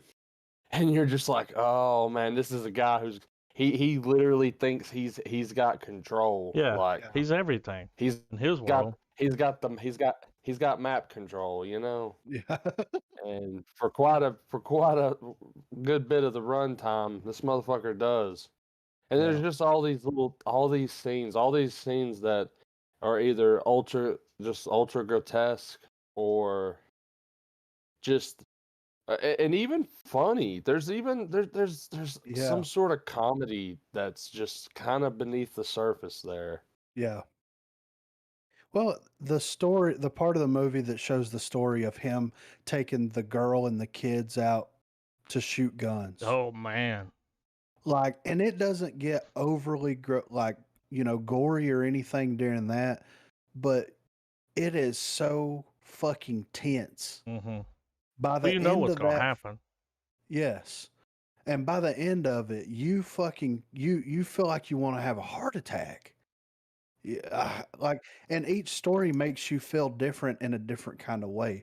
Like one of them is a little bit it's gory, and you get kind of that grotesque, and then you get the one that builds tension, and then you get the one that is like, this is so fucking utterly insane. He has lost his goddamn mind. He's gonna line up X amount of people and see if he can, how many people that a Full Metal Jacket round will shoot through. You're just like, this dude has fucking lost it, and he thinks that he's fine. Well, That it he's had gonna make that. it through. It had that moment in it. Like y'all remember the Voices with Ryan Reynolds? Yeah, Remember that part in the movie that you hit where like everything's collapsing in on him? yeah, Like when he quits taking his medicine, his apartment's dirty, and he realizes like, oh, I fucked up. Like, yeah, Well, or he's just sitting there at the I think it's the window, and you just hear all him saying all the voices going through it, you Yeah. know, like yeah, so it's just Completely everything just- just collapsed. Like the whole plan went to shit. yeah. Well, the house that Jack built, it had that right before the end where everything just started coming in on him. It's like, oh no, everything's fucked up right now. And then he builds the fucking house, Yeah. which is, that image stayed in my brain for like a week, dude. yeah.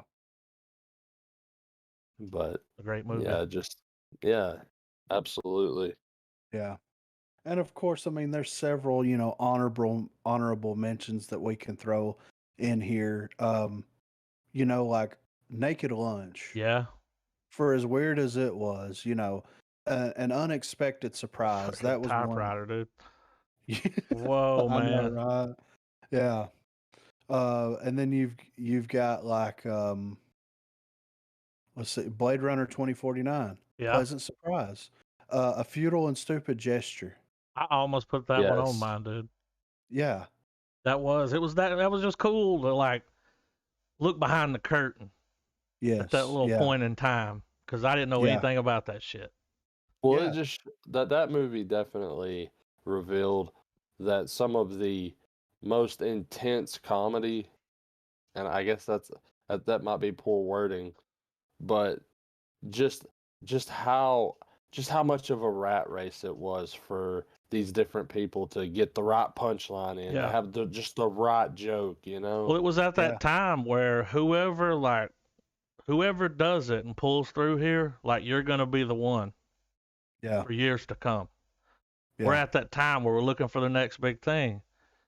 And I mean that shit, like I remember when I was a kid, there were movies still coming out. Yeah. You know, National Lampoons.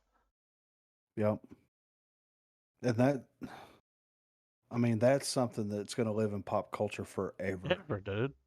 Yeah. I mean, and then Isle of Dogs. I almost put Yeah. that on there. Same. I almost contemplated that as well. Yeah. I think trying to compress 200 episodes into 10 Yeah. The other was night, a Griffin very said hard we should thing. have done 20. Yeah. We should have We because it was 200. And I'm pretty sure I told him, I think around 100, we talked about Yeah. the movies we had done up to then. I don't know how many we mentioned, but I think we just came together and all picked one or something like that. I don't know. It was 100 episodes ago. Pull it up, you know? But yeah, it was hard. Yeah. And then like Solo. Yeah, when you said pleasant surprise, Yeah. because we were all like, because then we heard the reviews Yeah. And we're like, and they're what? shitting on it, and then we watch it and we're like, like. Yeah. Well, I think for as much as we enjoy the comic movies, the super all the pop culture stuff that we cover from movie news and from the films and the stuff that we really have a lot on. I feel like, you know, at the end of the day, we also watch a shit ton of just genuinely just good films. Yeah. And I think this is testament that superhero films aren't the plague that people make it out to be. No. I No, think it's not ruining I think cinema at all. I think it shows also our lists as well that there's great content still being made, but you have to look for it. Yeah. And with the advent of the different streaming services that we've seen come in just our short time existing as a podcast, we went from being like hypotheticals about whether, you know, we're going to get to an age where films are going to release on the internet the same time as they hit theaters, and it happened. I mean, now granted, the push that caused it is awful, Yeah. but we're there. Yeah. And because of it though, but my point being is that because of all these different services and because of the advents of stuff like that, you know, so much content's available that only what is trending is what's going to get pushed to you all the time. Yeah. And a lot of these films, you just got to dig. You just got to look. Yeah. Yeah. There's a top 10 list made fucking every day. I mean, Yeah. we just showed the world. I mean, We know, just dropped the top 10. Yeah. All so, fucking, a lot of them were but the it's same. And there's just so goddamn many films. Yeah. From so many different regions of the world, everything from like, you know, your different genres, your art house, your horror, and they all have their respected places. Yeah. and they all have their magnum opuses in a way. But I don't think one is over the other. I don't think one outshines the other. Yeah. But you know, they're like you said, Griff. Like blockbusters have not hurt cinema at all. No. Yeah. Not at all. And you just back up until probably what 2010, I would say, maybe something like that. You got what you got. Yeah. You had almost more access to different types of films and different types of different ways of getting the information, because if you were a fan of film, then you either watched the trailers that came on the DVD or VHS, you read magazines, or you had friends that were, into film, and you shared the love. Yeah. Like, that happened a lot between all of us. Oh, I know yeah. it probably happened between you two more because y'all known each other longer, but yeah, I mean, it's sharing the love. And then now with the internet being what it is, and people getting sucked into that pop culture bubble, and we talk about Marvel shit like constantly, Mm-hmm. and almost like ad nauseum. You know what I mean? Because it's something that we really like and that we really enjoy. But like, it's not the be all end all. You know what I mean? The Snyder Mm-mm. Cut is something that we've been pushing for and asking for ever since that we, found out about all the reshoots Yep. and all the stuff that was cut and everything. But is the Snyder Cut going to live up to something like, and I know this is an unfair comparison, but is it going to live up to something like the Green Book, in my opinion, or Parasite? You know what I mean? Well, No. it is such a different palette. Yeah. And it's It's unfair to compare the two, absolutely. but you can have both. Mm-hmm. We don't Well, live in a world yeah. exclusively of blockbusters. You don't have to just watch comic book movies. That's the thing with the Green Book. Yeah. I can recommend that movie to anyone that likes movies, and I know they're gonna like it. Yeah. Oh yeah. I just know it because it's just a Yes. damn good movie. One movie that almost made the list by pure trolling, mind you. I almost put Neon the Demon. Neon Demon there. I knew it. And the reason why My bad lieutenant was I will kind of a troll. advocate the reason why I will advocate for this film is because it is so different. Yeah. Oh, it's different. Yeah. I think for the longest It's time though, I mean, We you were know, the trolling. movie, yeah, it was a troll. The movie Yeah. wasn't like our cup of tea, really, but we watched it. Yeah, The but movie wasn't as bad as the we let on. We did give that movie a hard time, well, the reason but it was funny. I defend it, man, is because of the fact that it is it's a layered movie. Oh yeah, It's this it's a film where, you know, I don't understand. Maybe it's a guilty pleasure, but like the obsession movies, like where the characters just completely honed in on something. well, I almost did that within the Mouth of like Madness because like, I'd for never instance, seen that until I watched it on the podcast. But I was like, I should have watched this a long time ago. Well, think about this too. Whiplash is an Oh obsession man, film. we ain't got that one on You here. could If you could Whiplash was compare on this list, it would have been you on my could- list. You could draw parallels from Whiplash and the Neon Demon. Yeah, For sure. You it's an absolutely obsession film. could. It's just different. And absolutely, I'm not saying people are going to watch the Neon Demon and go away going, "Oh my God, wow, this was a fucking amazing," because I didn't walk away with that experience. Yeah. Yeah. But for me, it was like that was one of the films that I don't know. You watch a movie and it kind of cracks your brain in a way that I guess it was because it was episode 6, man. Yeah. That it was right at it was one of the movies that started to kind of make me analyze films a little more. Yeah, Yeah. it's out of those movies, other than like Ex Machina. It was definitely the deepest. Yeah, for It was sure. deep. It's cerebral. A lot of it's not what you're seeing on screen. It's what you need to formulate's going through those motherfuckers' head while they're doing it, and how that is so fucked up. Yeah. Like And the that, idea, like the idea that somebody wants something so bad that they'll manifest violence for it. yeah. Like And I mean, think like try to like like all negative stuff aside, like someone Yeah. insulting your loved ones or anything like that. Is there something that you are so pulled into that you feel you would hurt, you would destroy someone materialistically over it? You would wage psychological warfare on someone. You know what I'm saying? Yeah. And that's such a disturbing thought, really. Well, Yeah. you'll do anything.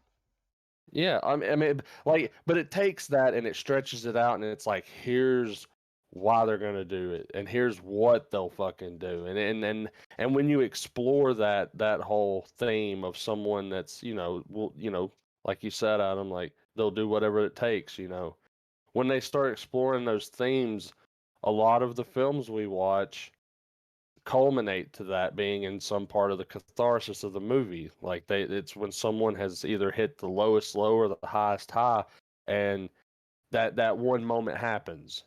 Yeah.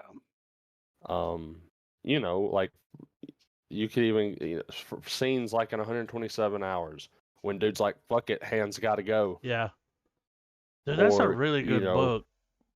Between a Rock and a Hard Place. That book is good. I just feel like, as far as like, I feel like Neon Demon's a good right. baby's first think about it movie. Here's my thing with Neon Demon. Until then, like, we used to give that movie hell. I definitely, like, coming in with Necromantic, that was the worst movie that I had to watch. Now, Suck beat that out. Yeah. And it's hard to beat that one. Dude, yeah. Necromantic was, I'd rather watch This Hard to Be a God again. At least that, like, looked cool. You know? Yeah. The Necromantic, and then let's come in with the Suck. But, dude, Necromantic wasn't even a troll. No. It was like, this is on that weird movie list. Y'all check it out. Suck was a troll. Yeah, that was It's a movie called Suck that fucking sucks. Like, that was a troll. Yeah. Like, yeah. But speaking of Neon Demon, though, like, absolutely 100% right. We watched this shit way early on. I don't think that, like you said, that was the beginning of like analyzing films the way that we analyze them specifically for the podcast, which is also transitioned to just everyday watching of films, unless it's something that I've seen 1,000 times. You know what I mean? yeah. And it's one of those films that, even though we give it shit and it's a troll, I do want to go back and watch it. I think we deserve new lens. you know what I mean? Because, like, now we're 200 in. Look what we were coming off of then. Ex Machina, right? Judge Dredd, fucking Baron Munch. You know what I'm saying? Like, yeah. Like, look what we were coming off of. And I agree with you, because I don't know, we really hadn't honed in on what we were doing. We were still figuring it out. And I think that, I think we watched it too early. I think that we did. Like Stalker. Oh, yeah. We watched Stalker too early. Yeah, we weren't ready for that. And we were almost 200 in, and we weren't ready for that. Was 150. Yeah. It's like, that needs to come in around 400. Yeah. 450. Yeah. You got to watch a lot of films. Yeah. And analyze a lot of shit before you get into that. Well, if Neon Demon was episode 6, right? Yeah. And we're on episode 200. We're going to do 4 in Film February. That's going to give us 4 weeks, right? 4 weeks of film. 206, we come in with Neon Demon rewatch. I mean, I think that we owe it to ourselves, because we fucking made this the pun, the joke, for long enough. You know what I mean? Yeah, the 2 movies we've mentioned the most out through our 200 episodes is Neon Demon and Bad Lieutenant. Yeah. So, what do you think, Trav? You think that it's I worth mean, 206 rewatch? I'm willing to crack it open and lay I'm it to down. rest. I was over here while y'all were talking. I was already thinking we gotta watch it again. We got to. We were all thinking the same thing. It'll be Yeah. our first fucking real estate rewatch. Yeah. Yeah, exactly. And First of probably many. Which there's already another one on that list, but we're not ready. we need about 6 more years. I need at to least. age of like 10 more years, really. Yeah. I mean, I think that I feel like there's never gonna be a proper time to take in Stalker It's gonna or be Hard to hard. Be a God or really any of those experimental style films. Well, it comes along with your life, dude. Yeah. I think there's certain things you need to go through. Because I think after watching several of them on the pod with you guys, I 100% believe that there is a level of pretentiousness that comes with these types of art house Of films. course. Where it transcends, no, you didn't get my message, Yeah. to just, Well, I really don't want to accept the fact that that you don't like my movie. and then there's those people that are like, oh, you probably just didn't get it. It's like, no, I watched it. And I've seen a lot of movies. Yeah. And they hit you with that, oh, you probably didn't get it. It's like, no. Yeah. You Thanks, probably just Charles. didn't get it, or all these people that are like, WandaVision, shit. Yeah. It's like, well, you gotta wait to see what they're doing, dude. It's only been 3 episodes. You can't. Yeah. After 2 episodes, people were like, what the fuck? You know what I'm saying? It's like, dude, it's been 2 episodes. Yeah. You don't even know what's happening. Shut the fuck up. You bought the ticket. Take the ride. Yeah. You bought the ticket. I like that. But yeah, 206, man, we deserve it to ourselves and the movie because, like I said, I'm we down. fucked around with this movie for long enough. Dude, like I said, we hit shittier movies after that. Oh yeah. But it was just, it was just fun. Yeah. I got carried away. Got caught up in the moment. What'd you say? It cut out. I said I was making jokes and Adam was making jokes and we just took it too far. Yeah. Trav got real quiet. He didn't want to talk about it. I think that's where the revenge came for that Tarantino movie. Hateful Eight. Yeah. Is that what it was, Trav? No, it wasn't. Oh. It wasn't, man. Like he was like, this is my chance. And to this day, because I'm like, no, you're like, this man, is my chance because I know they love this fucking movie. I've heard them talk about it.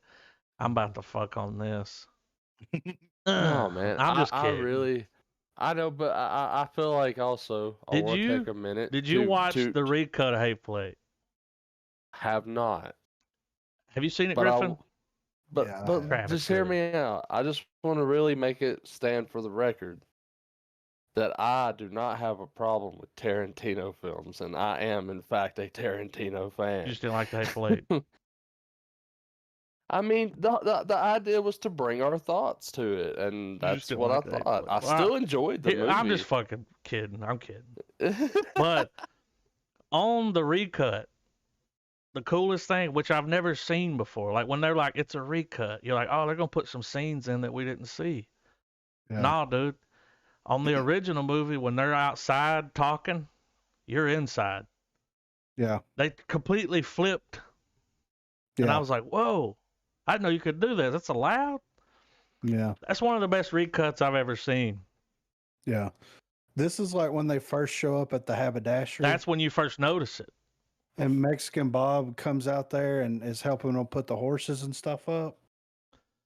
Instead of being outside with them putting the horses up in the conversation that Mexican Bob and what's his name? Marquez West? Yeah. Or what was that his name? And what's his name was with him? Oh, Walton Goggins. Yeah. You see like what's going on the inside before the flashback happens, where it's like, all right, these people are fixing to come in here. You keep your fucking mouth shut. Like, Mm-hmm. you know, You and see I that understand. whole, and it's crazy they shot both of those. Yeah. Well, like they you were gonna go cut in it. with the hangman too. Like Yeah. when the hangman Yeah. comes in, it stays in there instead of going back outside with them. And it's like, whoa, dude, like it's a Yeah. whole nother fucking movie. Yeah. That was one of the coolest re-edits. Like, really, I wished he would do that with all of his movies. Like, Real, right? I mean, you got another way you want to cut it? Yeah. I'll watch 3 more. That shit was like 4 hours. Yeah. But yeah. But you want to do a couple little titty bits of movie news here real quick? Sure. Yep. So Richard Kelly is it's like the 20th anniversary of Donnie Darko, right? Uh-huh. So Richard Kelly talks of Southland Tales, Cannes Cut, and Donnie Darko 3 Possibilities. Richard Kelly looks back at the long and interesting legacy behind his cult hit Southland Tales, which gets a new 2K restoration from Arrow Films. Now, Southland Tales is one of his films that I haven't seen. And I still want to do I want to do a Richard Kelly month at some point where we do, you know, Donnie Darko and Southland Tales in the box, and there was another one I can't remember what it is right off the top of my head. But anyway, there's no other movie quite like Southland Tales. Love it or hate it, there's no denying that it is one of the most unique and perplexing pieces of cinema that has ever hit the local Cineplex. It's a mystery wrapped in an enigma, sold as high art disguised as drive-in B-movie sci-fi madness. It has gained a strong and loyal cult following since it was released in 2006. Now Arrow is celebrating the legacy behind the movie with a new 2K restoration that will hit retailers and streaming outlets on January the 26th. So they got with Richard Kelly and talked to him. And I'm guessing that all right. Okay. It's a YouTube video, I guess, where they're actually talking to him about it. Uh-huh. Because I don't see any quotes or anything on here.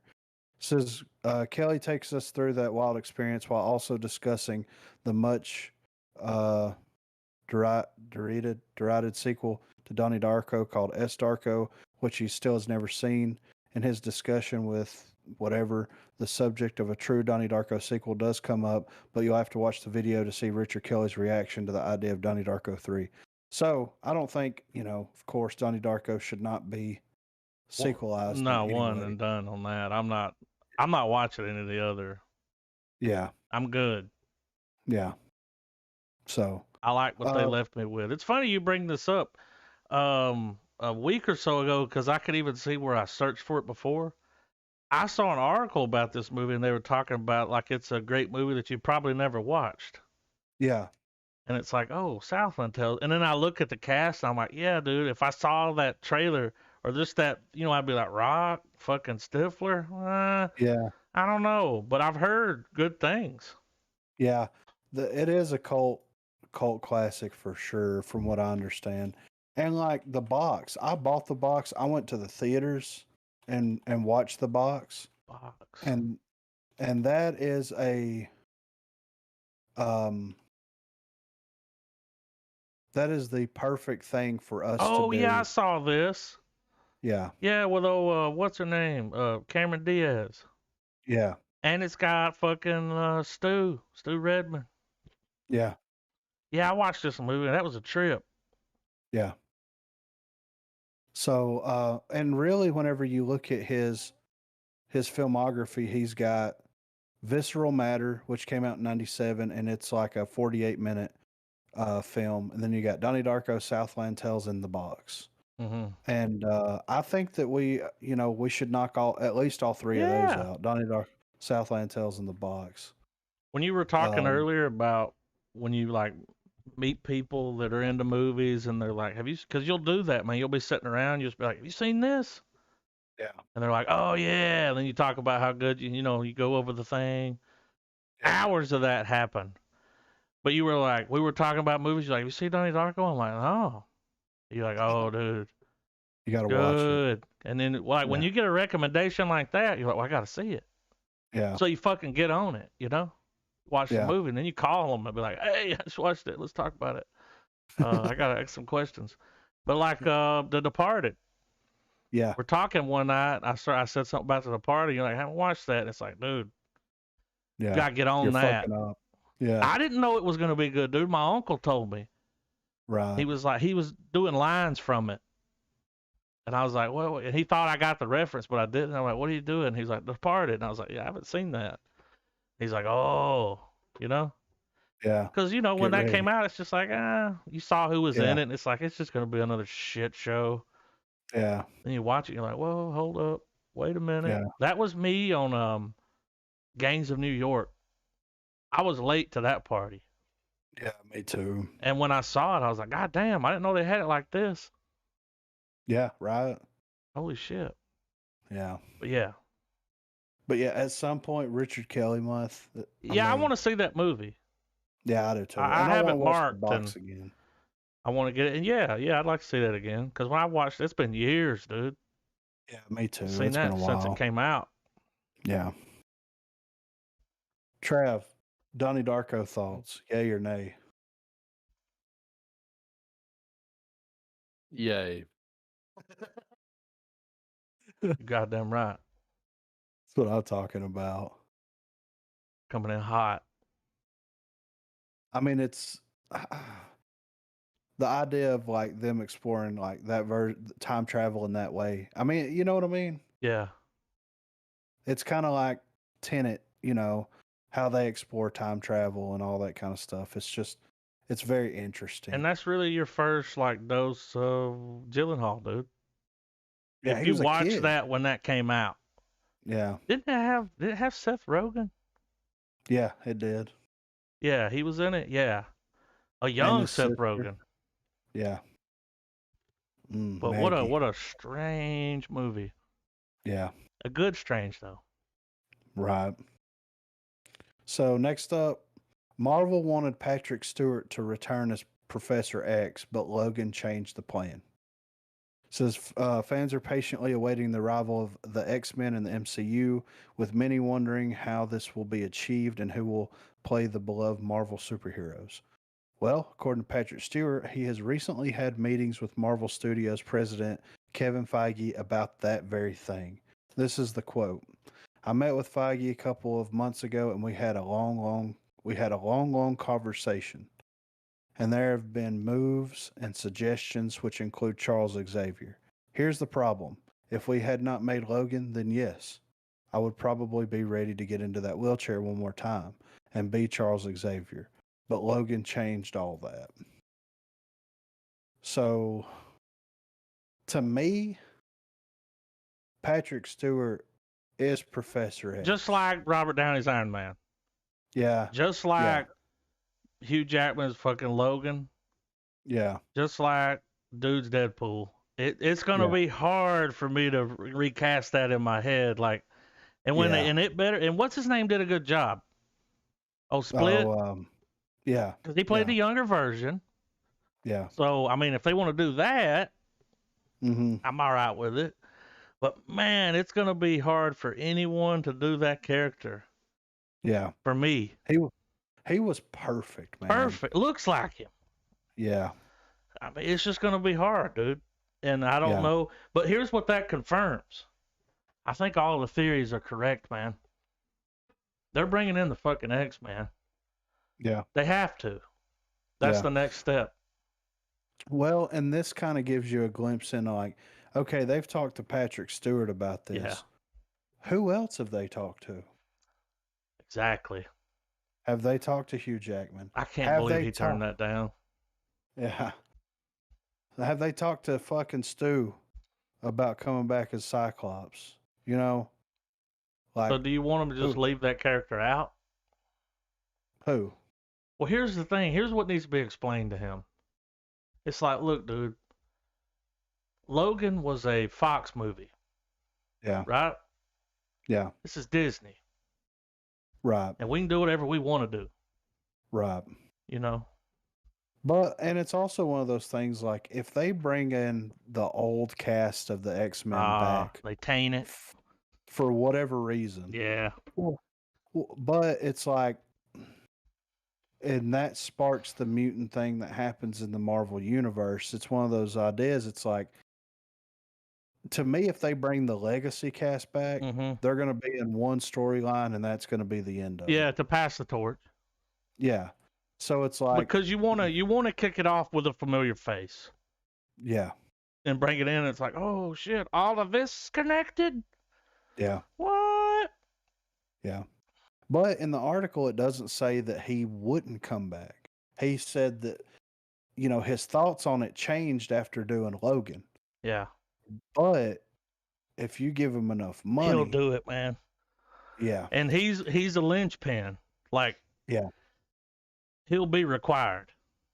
Well, and this is the thing: if they get Patrick Stewart, and if they get Hugh Jackman, and they get Magneto, then everybody else will be more than willing to come back. They need at least two of those three, preferably Professor X and Wolverine.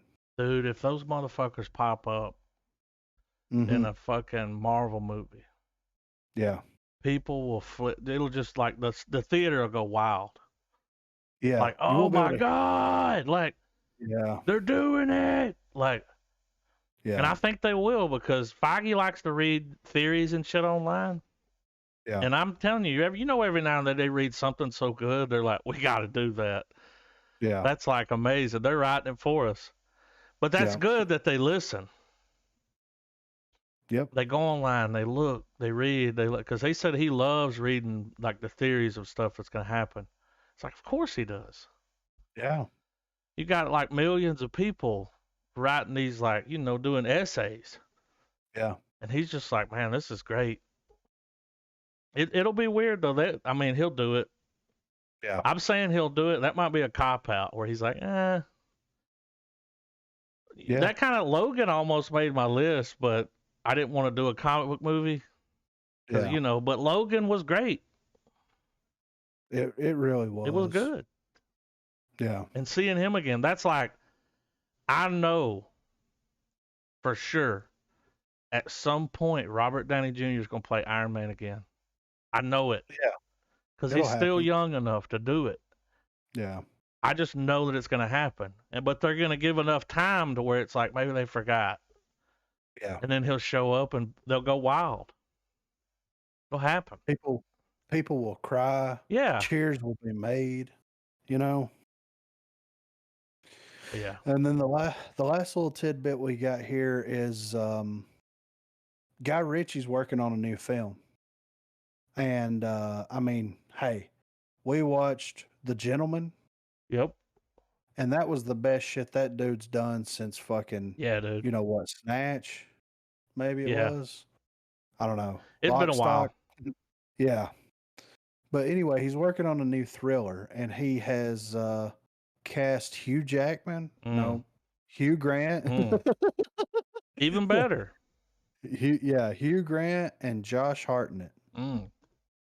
So it says Guy Ritchie is reportedly looking to reunite with The Gentleman star Hugh Grant for his next project, the currently untitled action thriller formerly known as Five Eyes, starring Macho Man Jason Statham and Parks and Rec alumni Aubrey Plaza. While the deal is not yet done, Grant has found much success working with Ritchie in the past, receiving unanimous praise from both critics and audiences alike for his portrayal of the charmingly private investigator Fletcher in The Gentleman. Alongside Hugh Grant, Penny Dreadful star Josh Hartnett will also reportedly joining proceedings for the project, which was previously shopped to buyers at the Toronto Film Festival as Five Eyes. Should Hartnett join Five Eyes, this would not only mark his biggest movie role in a decade, but also his second collaboration with both director Guy Ritchie and Jason Statham. So I love, Josh Hartnett. Yeah. It's funny that Josh Hartnett is best known for roles like Lucky Number 7 and Yeah. 30 Days of Night, you know? Because, like, when you think of Josh Hartnett, what movie comes to mind? Sin City. Oh yeah. I mean, for me, the movie that comes to mind is 40 Days the and 40 fact. Nights. Oh yeah, yeah. That was kind of Black Hawk Down's another one, dude. Yeah, Black that's a Hawk great. Down. That Yeah. because Oh, his all of face. his back during his heartthrob years. Yeah.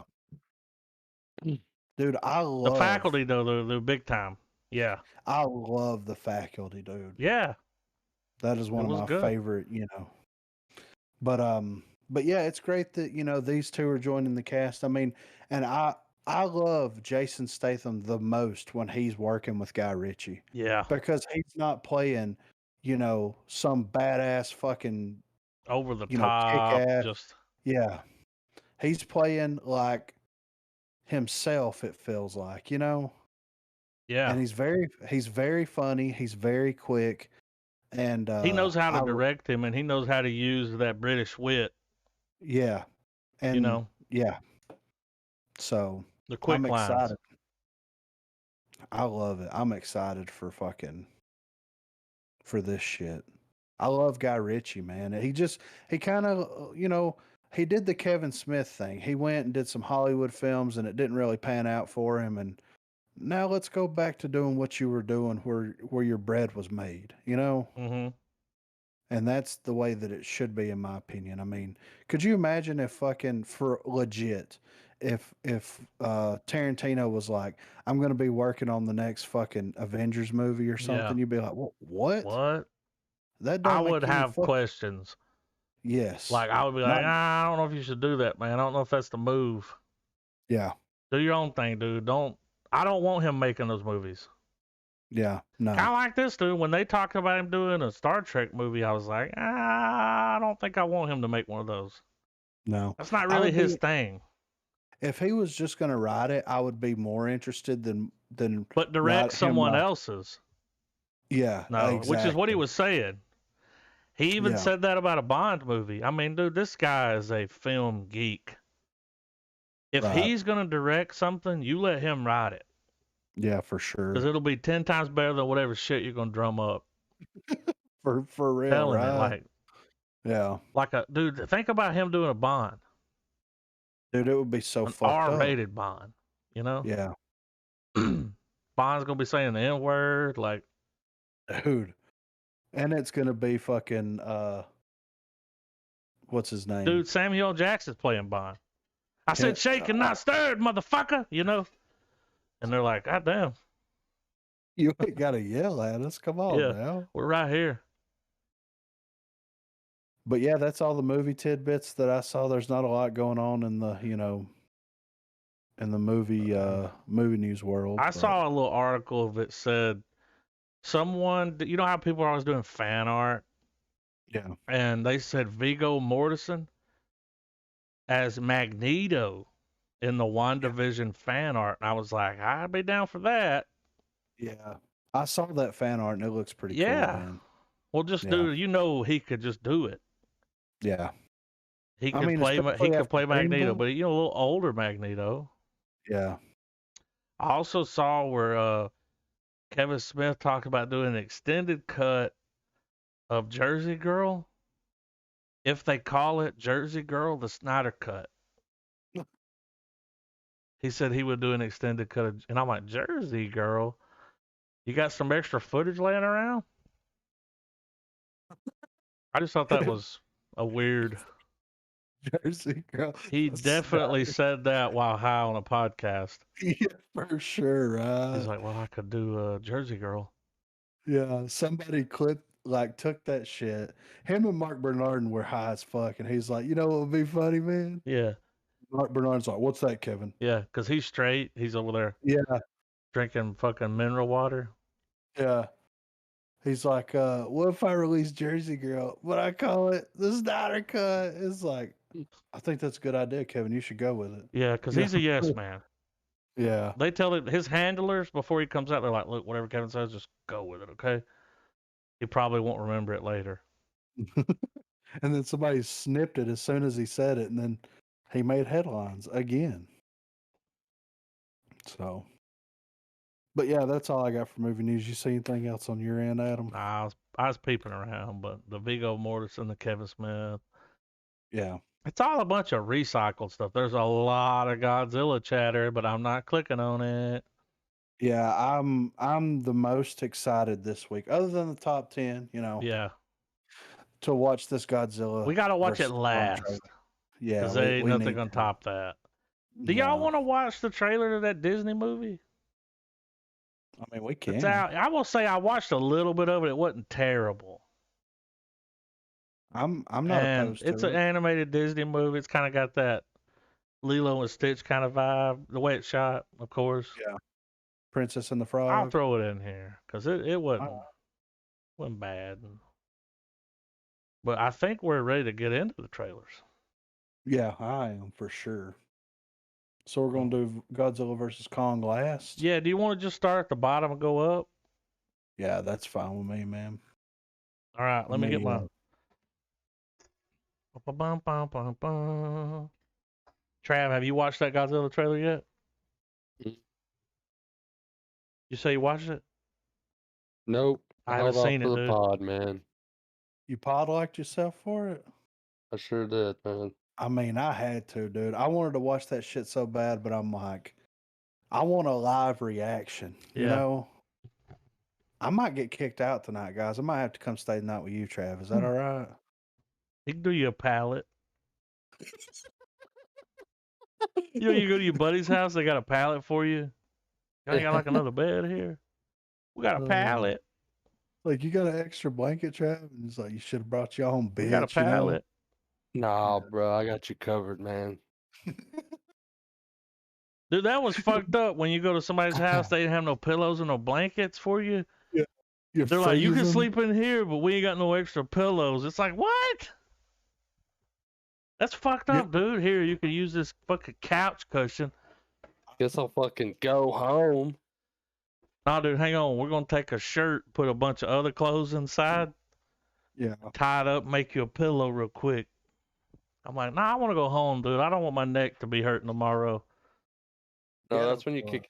That's when you call the bluff and you go, okay. Yeah, Well, if I'm not gonna get to sleep, you're not. you Oh, you're ain't. staying up all We're night, staying bitch. up all night, you know. Fire up to 64. Thinking GoldenEye till 2 a.m., you know? Yeah. Mm. And after that, we're playing Zelda. Moral of the story: leave your friend a fucking pillow and a blanket. God damn it. Yeah. Hang on, I gotta sign in. I'm on a different top. I get over there and it's the most perfect pallet I've ever seen at Trav's house. He's got some Dude. candles lit. There's Oh, a dude. nightstand. I'm worried. No, all it is it's just like instead of a pallet, it's just my couch, but I have it completely decked the fuck out. I'm like, dude, you can sleep good, man. Yeah, I'll don't be like, worry. fuck yeah. Hand on the shoulder, like it's gonna be great, man. You want me to sleep in here with you? Like, Are we You want the both heater? Do you want the fiddle- heater? Do you You snore? want the heater? You want the heater pointed at your face or at your feet, dog? I want a fan. Yeah. Yeah. Hey, You got man, anything that makes noise? give me 5. I'll go get one out of the other room. You're like, you got anything that makes noise? He opens the door and sets one of the dogs down and just closes the door and leaves. You set the fan down, you get plugged up, and it's like, all right, you go through the whole good night thing. Like, I'll holler at you later, man. All right, dude. Yeah, see you in the morning, bro. You need any water or anything? 30 minutes later, door creaks open. Yo, man, you want some pizza rolls? Yeah. Like, yeah. I ain't no 'Cause, like- bitch. Because low key, I lied to you. I wasn't going to bed. It was Yeah. just hanging out's done. Yeah, but you want some food? No, Don't talk to me. I've never done that to anybody. All right, I got the first trailer. We're starting at the bottom. Yeah. Raya and the Last Dragon. Yeah. Yeah, this is All a right. Disney movie. Roll that beautiful bean footage. All right, y'all ready? 3, 2, 1, play. What I saw of it, it had some funny moments. So Got a little Milan feel to it. this baby.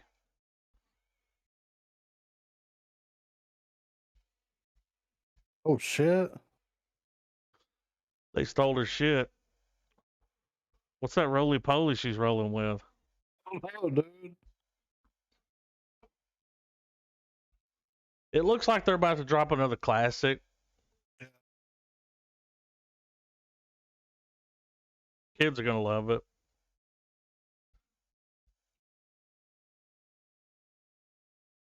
Oh yeah, this looks like a family movie. I'm gonna end up Oh, yeah. watching with the kids.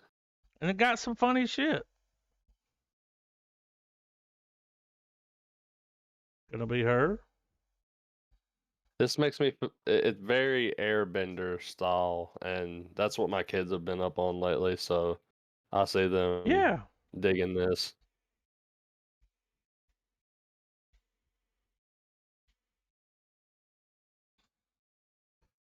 Oh.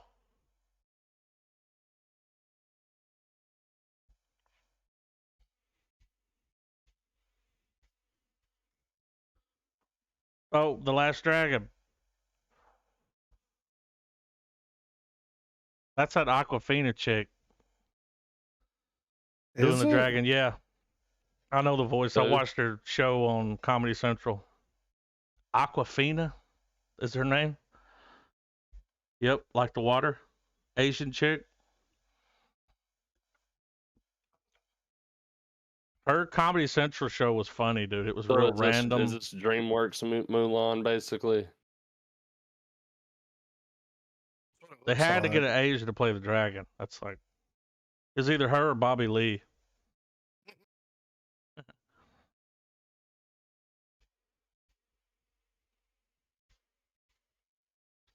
I mean, it looks. Oh, it is Disney. She's got that Antifa hair.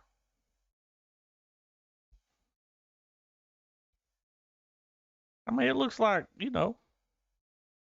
one of their movies. Yeah. Don't look bad. Got a dual rollout. Heard. All right. Delete. Honeydew. I saw this while I was looking at movie news. There's A some kind movie of about a buzz about man it. with no time to himself. That's why I dropped. We were looking at movie news there. I was like, okay, we'll see. This had a few articles about it. You guys Yeah, ready? I'm done to watch. All right, 3, 2, 1, play. I thought honeydew was a honeydew list, like honeydew this, honeydew that.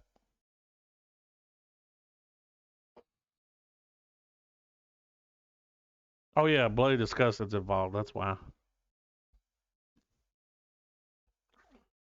Tribeca.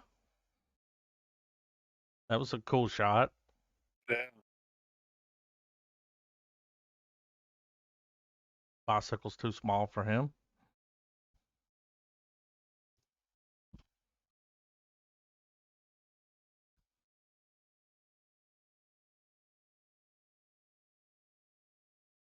Get off prop.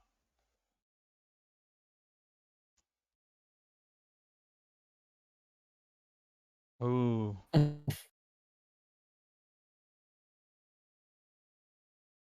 No, don't go in there.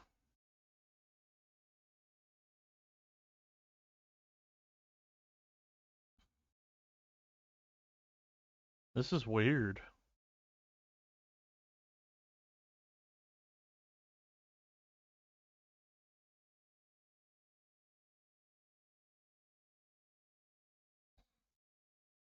I'm interested. Yeah. Don't give me too much in this trailer. Was he jerking off? What's wrong with her finger? She got frostbite?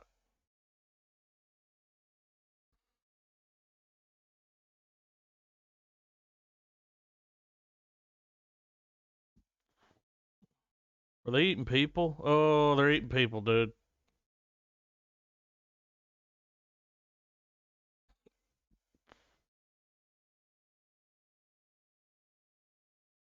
There's a certain level of weird to that pulls me in.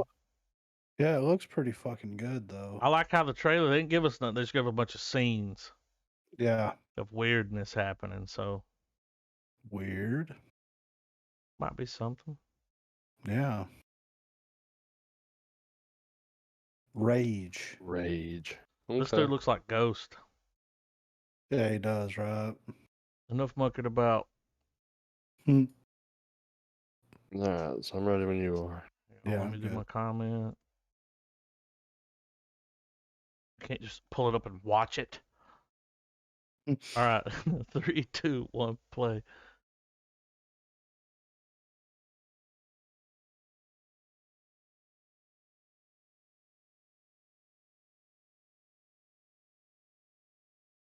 It's a foreign.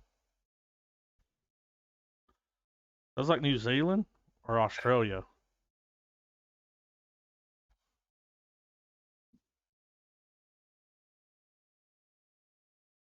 More New Zealand than Australia.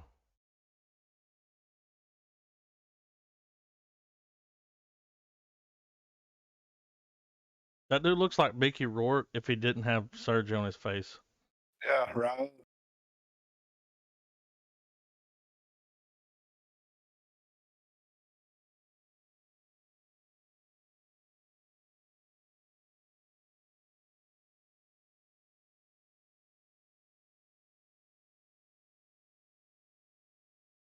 The violins are louder than the people talking.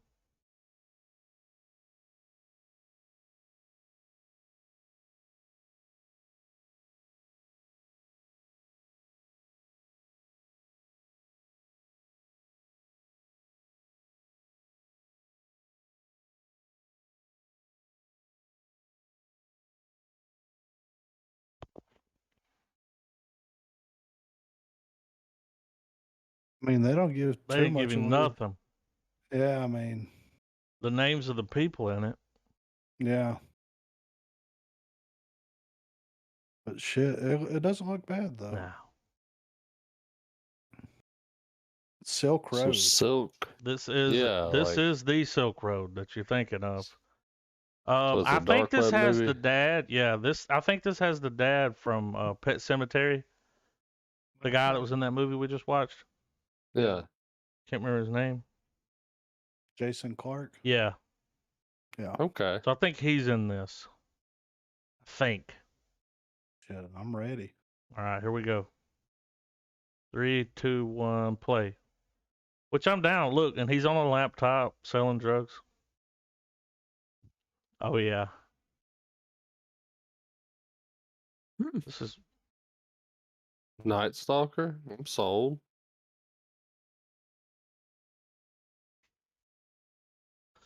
well just think, dude, being on Silk Road, that should be dangerous. Yep.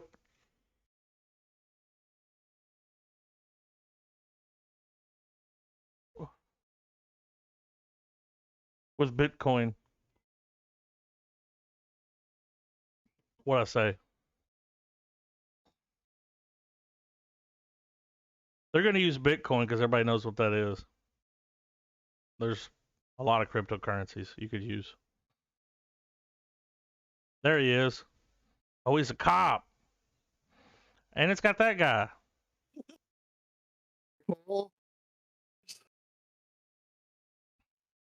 He was using XP.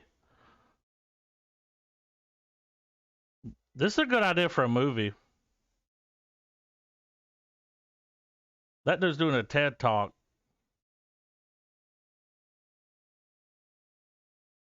You could order a hitman.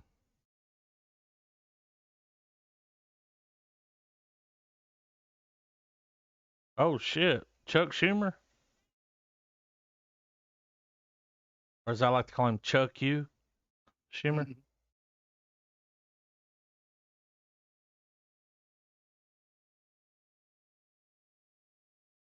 I wonder if it's going to lead up to him being locked up because they got that guy in jail.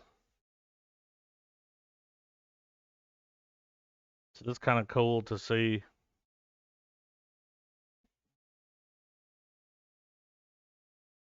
A dramatized version of it. Yeah. So I'm surprised it took this long to make a movie about it. Real That comes out right. next month. Here we go, guys. The moment that we've been waiting for. Are we at Are we there? Dude, I'm beyond excited for this fucking trailer. Hang on, I gotta full screen it. I might have to go to the bathroom before we watch this. I'm just kidding. Hang on, let me full. No, stop playing. I did see this on IMDb. Randall Flagg's in this movie. Fucking, Oh, is he yeah. playing Randall Flagg? No, but that would be cool if he's like, I need you to do something for me, Kong. Heard you miss your family. Heard you got a lizard problem. I saw on his IMDb that he's in this movie. The guy from The Stand, Yeah, which Oh yeah. this was filmed before that. yeah. So that's just an up and coming dude. Skarsgård. Yeah. I mean, dude, they can all act. Let's face. I mean, next Especially- month they'll realize like, Ernie Skarsgård, and he'll be like, Feel like a better ball one. "All right, y'all ready? Yes. Yeah, I'm ready. You ready, Trav? Yup. 3, 2, 1, play. Here we go. Mm. All right, Mm. I'm leaning in. Oh shit. Dude, look at his hands. He's old. Some time has passed. See how old he looks compared to the other movie? Yeah. There he is. That's him.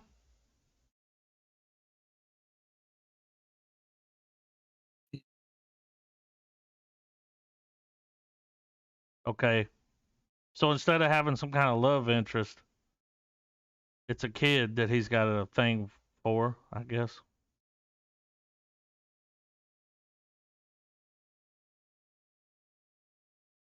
Look at the thumbnail.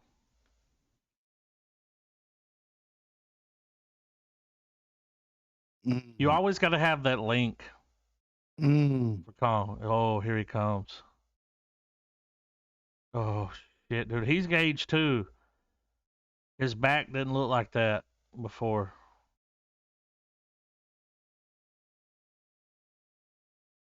They're going to use him to fight him, dude. That's kind of fucked up. So they bring him there in chains to fight Godzilla. Oh my god, dude. Oh, get the fuck out.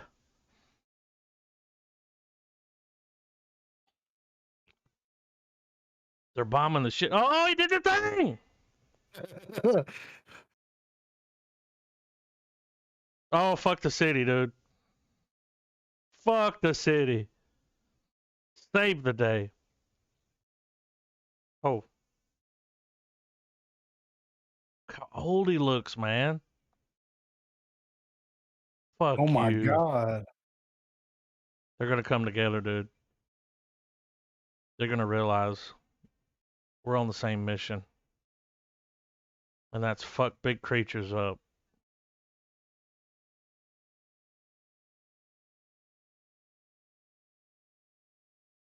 Oh, fuck you, bitch. Here's the thing about what's gonna happen here. Like, normally when it comes to like King Kong and Godzilla, you're always Godzilla, dude. Yeah. But when they dropped that Kong movie, they like made us Yeah. kind of like the motherfucker. I know. You know, like you like him and you don't want him to get hurt. But at the same time, Godzilla's a badass. So you don't want him to get hurt. They're going to come together. Because in this movie, they got a bunch of them, right? There's a bunch of creatures. I know one thing. In this trailer, Kong was whooping his He's ass, beating him up, dude. dude. What's that it- fucking axe he was wielding? I don't know what that was. Yeah, I don't. But it's bad fucking ass, whatever it is, you know? That looks Did y'all good. see the internet has already started picking sides? Whose side they picking? I mean, everybody. You're either Team Kong or Team Zilla. You But they're know? going to come together. That's what's got to happen. I mean, at some Guys. point, yeah. Did you see how he was fighting those other creatures? Yeah. That wasn't Godzilla.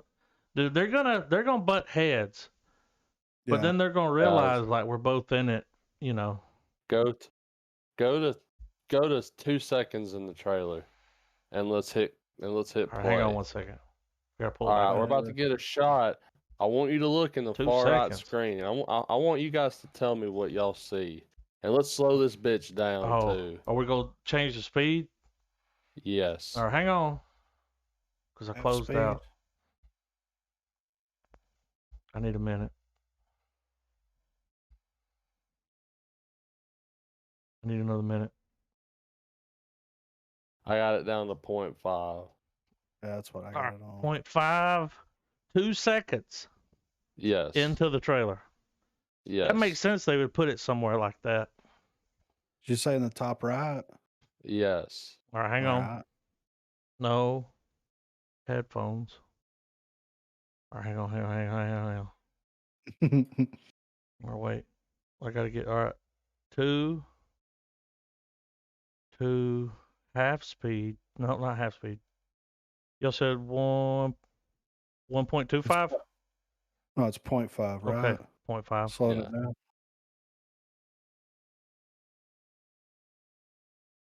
All right. 1.5 speed it up. Oh, y'all said 0.5. Okay, my bad. Yeah.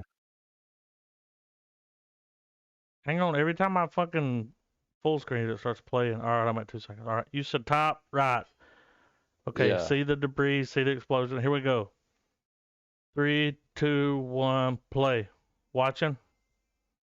Top right. Oh, what the fuck is that coming down the thing? Is that the robot Godzilla? I don't think know. so. That's what it looked like, dude. It had that. I saw the frame, and I saw the red. Yeah. Is that what you were thinking it was? Let me do it again. It is, dude. It's gotta be. Well, I saw the frame of it. I see the head, the frame, and then it has the red in the middle. I don't know why that I just picture. Let me do it again. Oh, that's him, dude. It's got Godzilla's head, but it's a frame. It's not like it's not the OG. Dude, are they gonna do that? This movie's got fucking Mecha Godzilla in it, dude. That's him, dude.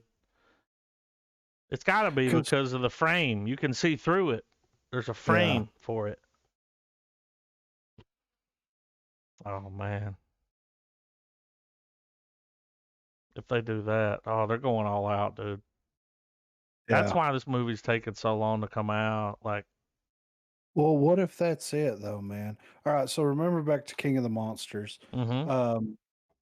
Tyrion Lannister's dad. Yeah, pretty much. They found a way to reanimate the head of King Ghidorah, right? Mm-hmm. Or King Ghidorah, whatever you want to call him. What if Mecha Godzilla and Mecha King Ghidorah have to fight Godzilla and King Kong? Mm-hmm. Oh, don't play with my heart Well, like dude, that. that's a tag team match. Well, think about it. They build Mecha Godzilla and Mecha King They built Ghidorah it. to fight Godzilla and King Kong, and they go rogue. Well, like in that movie, they went rogue. They were trying to blow up the thing to bring them all back.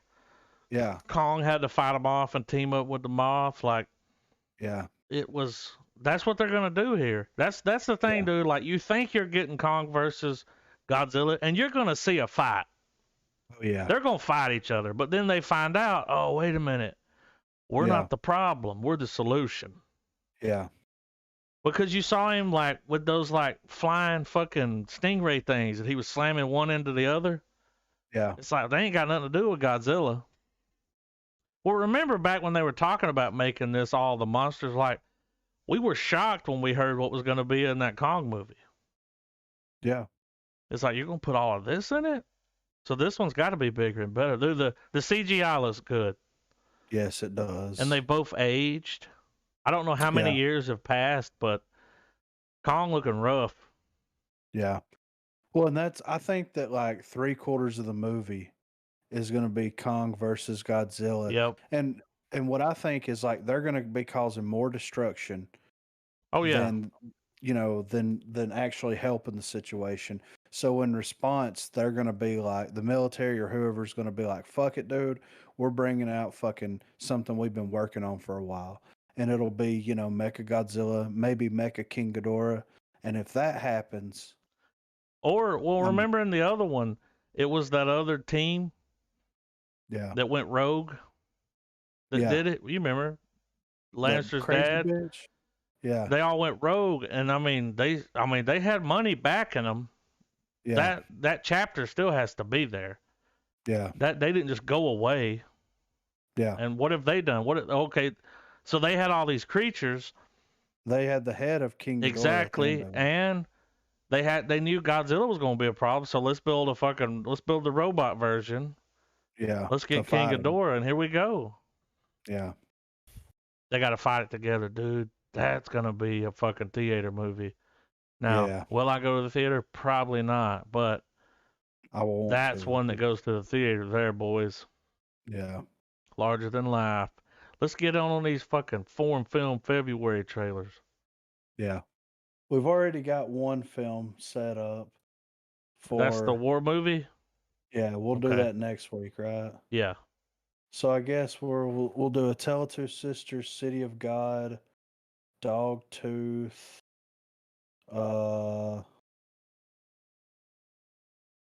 The Night Comes for Us.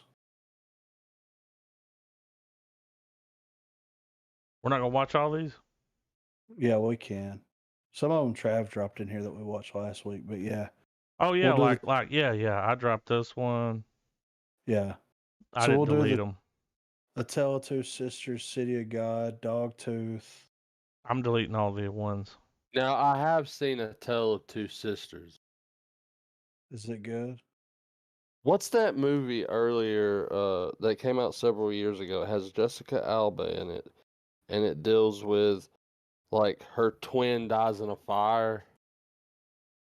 The Uninvited.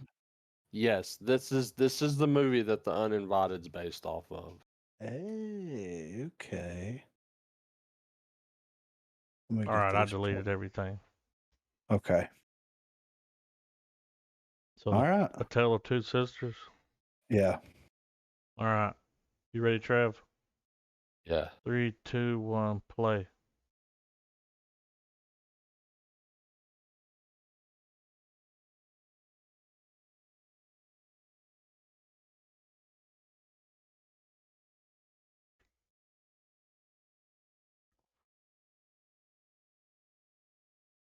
I like the way it's shot, where it looks older. Yeah. Came out in 2003, but it looks like it was shot like almost in the 70s. Yeah, Kinda, that's the 70s is what I'm feeling. Especially the style of everything. Yeah. And they ain't giving nothing away.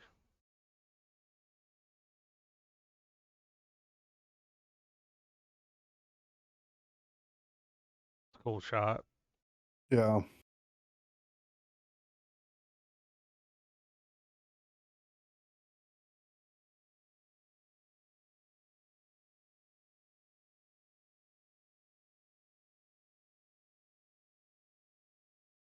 Does nobody talk? You just killed that bird. Oh, it's getting weird. Nobody does it better, dude. Yeah. Nobody does weird like a Ford film.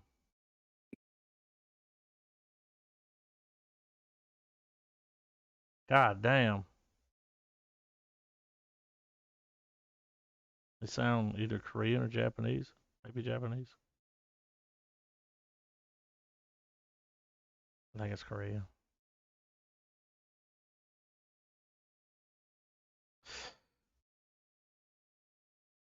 Japanese, dude. It's got to be. From the writing? Yeah. Like That character's name, that woman's name was I'm So Young. Me love you long time. I'm so young. I think this next one, I think City of God is from Brazil, maybe. You don't see a lot of movies coming out of Brazil. Yeah, she looks Brazilian. Yes, she does. You don't. Oh, it's Miramax? Yeah. All right, Weinstein, you know? Yeah. Enjoy your sentence, buddy. He's like Well, probably dipping in the some movie foreign star. booty. Probably starring Ben Affleck and Matt Damon. Okay. Hello, welcome to Brazil. All right, 3, 2, 1, play. 2002.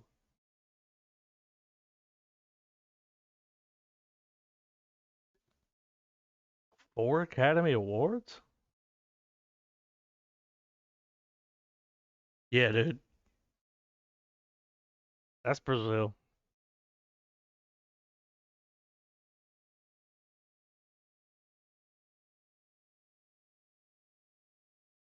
That one chick looks like the chick from that Logan movie. Best movie trailers like this.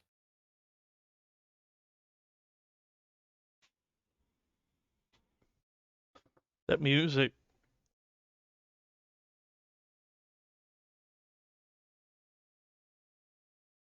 It's fucking winning a bunch of shit, dude. Kind of want to know what that's about. Yeah, right. 4 Academy Awards? Yeah. Might be worth checking out, you know? All right, here we go.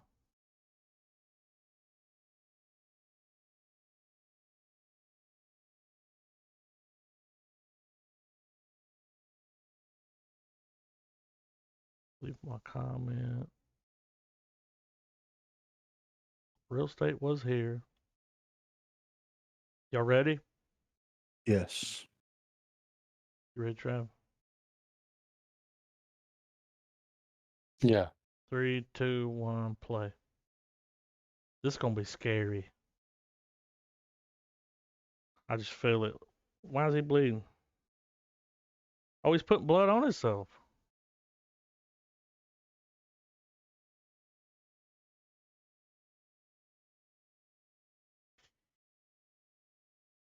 Thing about Spanish, dude, it's so fast.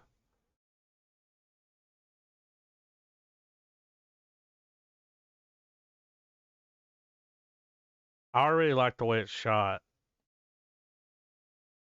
They do these like, there's no steady cam. It's, oh, dude, don't do it. He did it. He looks like a discount Pattinson slash Skarsgård.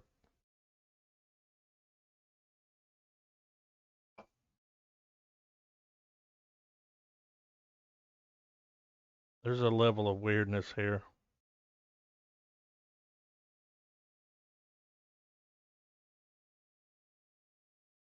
What is happening? What the fuck? Jesus. I'm interested in that, dude. I just want to know.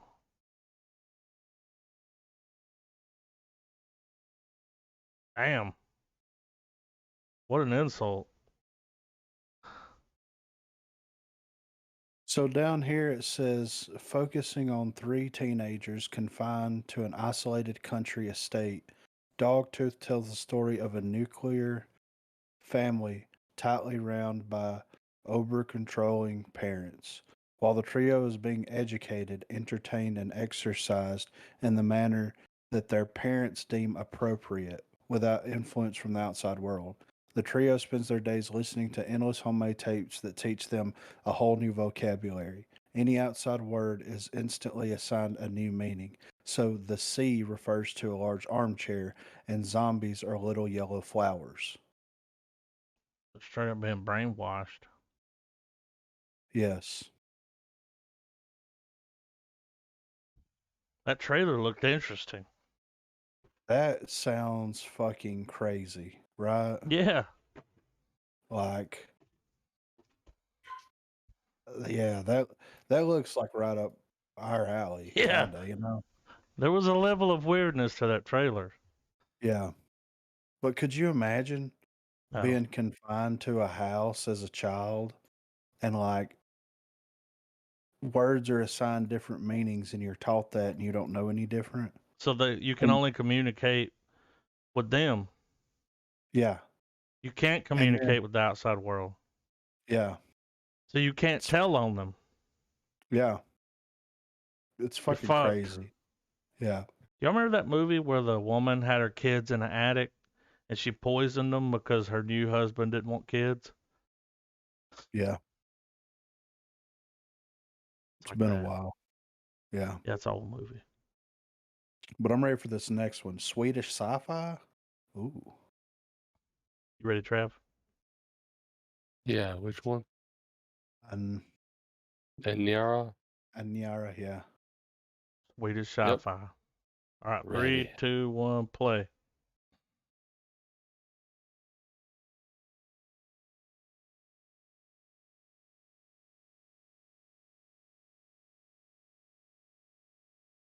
What? It's a dream.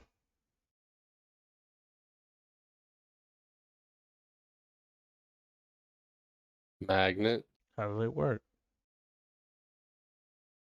Oh, we're in space. That was a dream. What a weird dream. Whoa, what the fuck is that?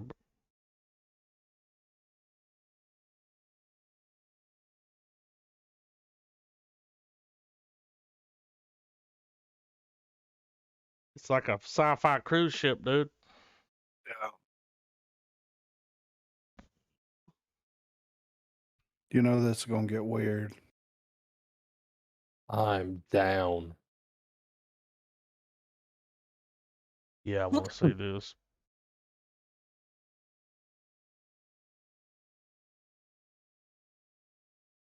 Ship went all cattywampus. Oh, they got off course. Mm-mm. That ain't good. Big time off. Wandering Earth showed us this. Okay. So they're going to use a planet to slingshot the ship. Got it. They don't know how long it'll take to find one. That would be scary.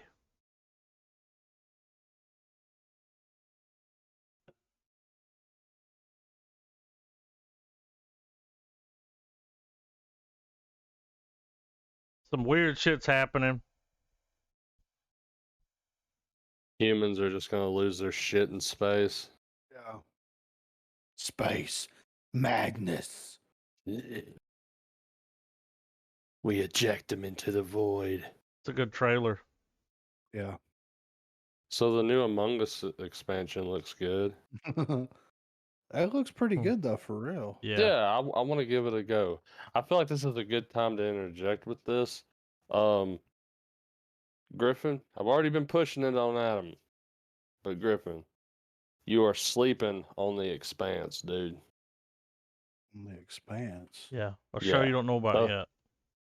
Throw that shit on your list, man. Okay.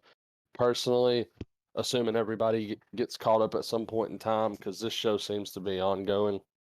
And this It's up is to season a 5. Amazon It's Prime up show, to- right? Yes, it's up to season 5 right now. But this shit is good. Now, was this Really a show? good. Are they British actors? Like I It's a just mix expect of them to be it's a little British. it's a mix of everybody. Okay. But essentially, Griff, it's a show where we've colonized out to Jupiter. Top scientists have colonized Mars. And the asteroid belt is where these other colonies have expanded to. So imagine Earth and Mars being more or less like the superpowers of the solar system government. Right. Because of the expanse, see what I did there? They can't get to each other. You know what I mean? Like it's impractical. Yeah. But essentially, Mars is like, we're tired of being dictated by Earth, so we're our own fucking thing. So it's not like they go to war, but if Earth and Mars get close to each other, they start popping on each other. Shit. But anyways, it's just I could spend a whole other episode's length explaining what I know of the show so far. Right. But it's good, man. You need to give it a go. Fuck yeah, dude. I'll check it out. Down for some First good 3 sci-fi. seasons started on Sci-Fi. got the axe from Sci-Fi. Amazon picked it up, and we're 2 seasons deep with the Amazon as the showrunners. Fuck yeah. Have you watched all those seasons yet? I've watched them with D. But you've seen them all? Are you Yeah. you saw the Amazon? Could you tell it went to Amazon? Like, could you tell? Because they got more money. Personally, I couldn't tell It the just difference. kept going. Yeah, man. And I will say that for it to have beginnings on Sci-Fi, the show looks great. Don't let the Sci-Fi Channel name stuff, fool you. Don't let that deceive Yeah. you, Griff. Like this is Right. it's some good shit. Okay. All right. All On the right. radar. I mean, this was a scenario that I threw out at Adam too. There's a part in one of the seasons where they've harvested all of these minerals from the belt, and some stuff has happened. Some shit's come to light, and all the ship's power and stuff have been shut to where like basically all the ships in space that are around this particular area, they're slowly decaying in orbit and falling back down to the planet. Jesus. This whole thing's going on while this one ship has the minerals tethered to another cargo thing, and like homeboy's having to cut on old like backup power long enough just to like either shoot up a little bit to keep it in, like just edge of your seat stuff. You don't think it doesn't sound as good the way I'm explaining it, man. Just give it a go. Give it a go one weekend, man. Well, from what I'm the hearing is missus are. when you're watching those space shows, space movie, whatever, and that's that. Because there's something about space. It's kind of like when you're in the ocean. There's that. It's It's hard sci-fi. It's based on a lot of science.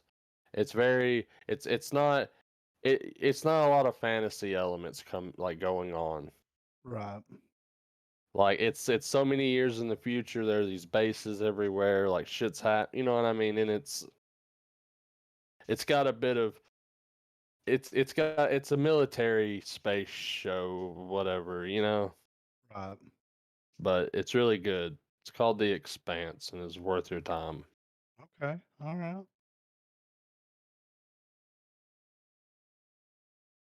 I'll give her a gander. We got another sci-fi movie up next. Cargo. I'm down to see Yeah. these foreign sci-fi flicks. Oh yeah, man. I'm down. That last one. Yeah. I know I'm watching that sometime in the future. Well, I'm gonna just, since we're all agreed, I'm just gonna go ahead and Throw it in there. just drop Yeah. it. Go ahead and drop it in there. Because Because I want to know what's happening. I also like that one when they're in Brazil. But let's see what we Yeah. got. All right. Y'all ready? Yeah. 3, 2, 1, play. Asante. Another one. Oh yeah.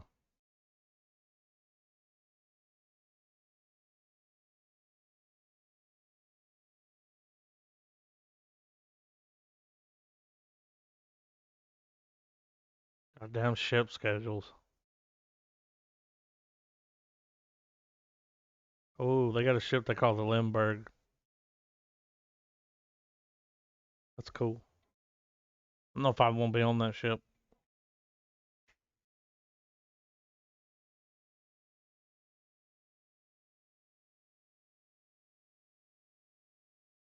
They straight Heard did a that voiceover for alien this. influence.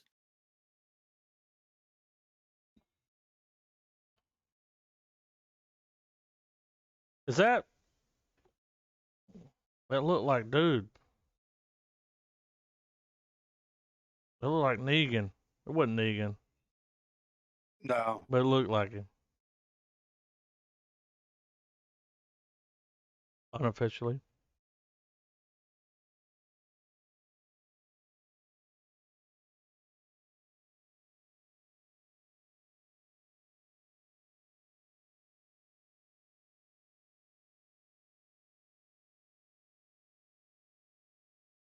This voiceover is fucking extra. Extra.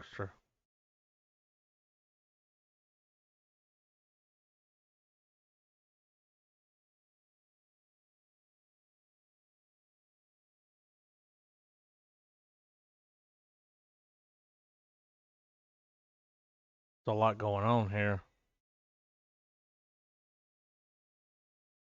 What's the cargo? See, they're transporting something that can fuck them up, Yeah. and they don't know it, and it gets out.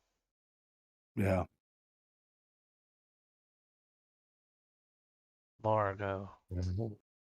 Time crimes. Yeah, I'd never seen this. I think y'all said last week that y'all both seen this. Yeah, I've seen it. It's a good movie, dude. It's a it's a time travel movie. Right. That's why I watched it. It was on some list I saw, and I checked it out. Didn't hate it. There's a twist, you know. Yeah. I don't know, maybe. Sure. I'll Ready check. when y'all I are. think every time travel movie has a twist. Yeah. It's time travel. It's like, you ain't gonna guess it. All right, here we go. 3, 2, 1, play. Shooter. Oh, that. This has been out a while. Yeah, it came out in 2007. Yeah.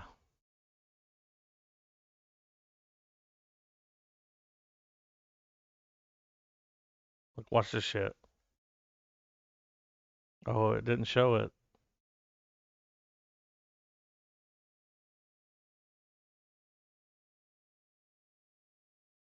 There we go. That guy.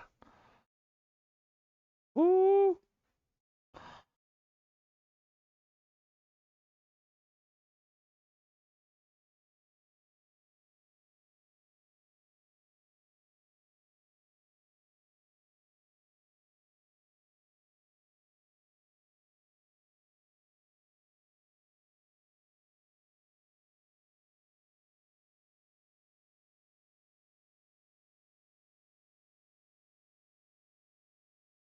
There's so much I want to say.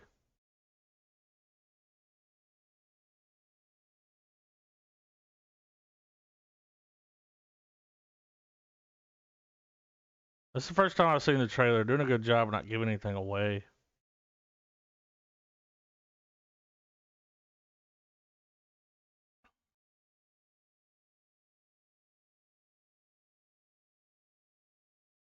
Mm. Na, na, na, na. Time crimes. It The makes sense that night it will be on comes for us. Yeah, this is a Netflix film, but it is. I don't know. I don't remember what. there. The night comes for us. Is it German? Time crimes? No, the night comes for us. I don't know. It's Netflix? Yeah. Let's see.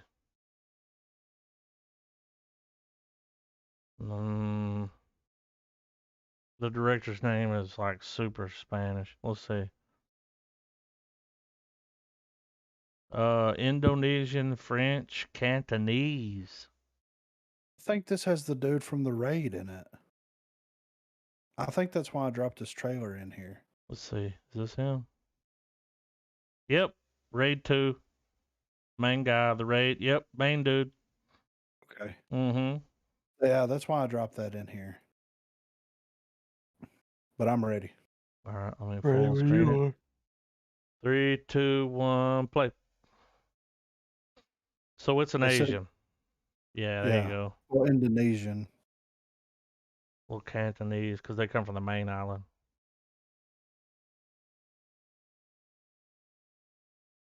I think they said this was super gory. Don't you do it. He's going to do it.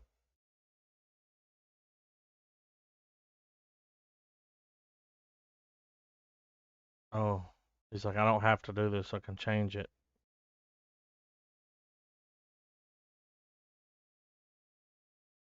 I like watching these movies, dude. I like the Yeah. accent,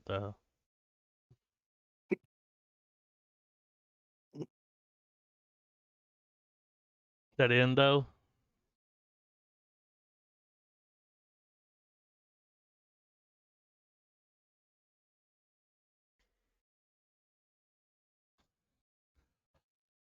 Got a little raid in it.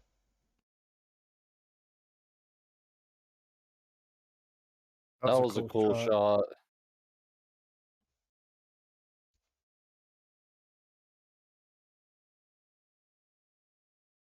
I dig him.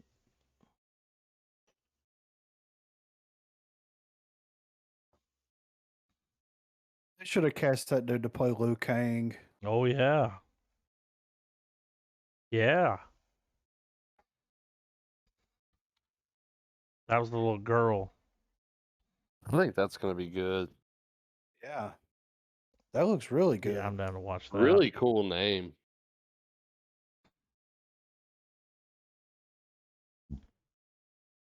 See what we got here.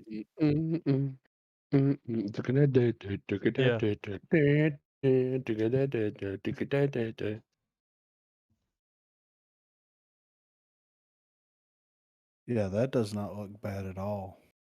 Yeah, I'm down to watch it. The night comes for us.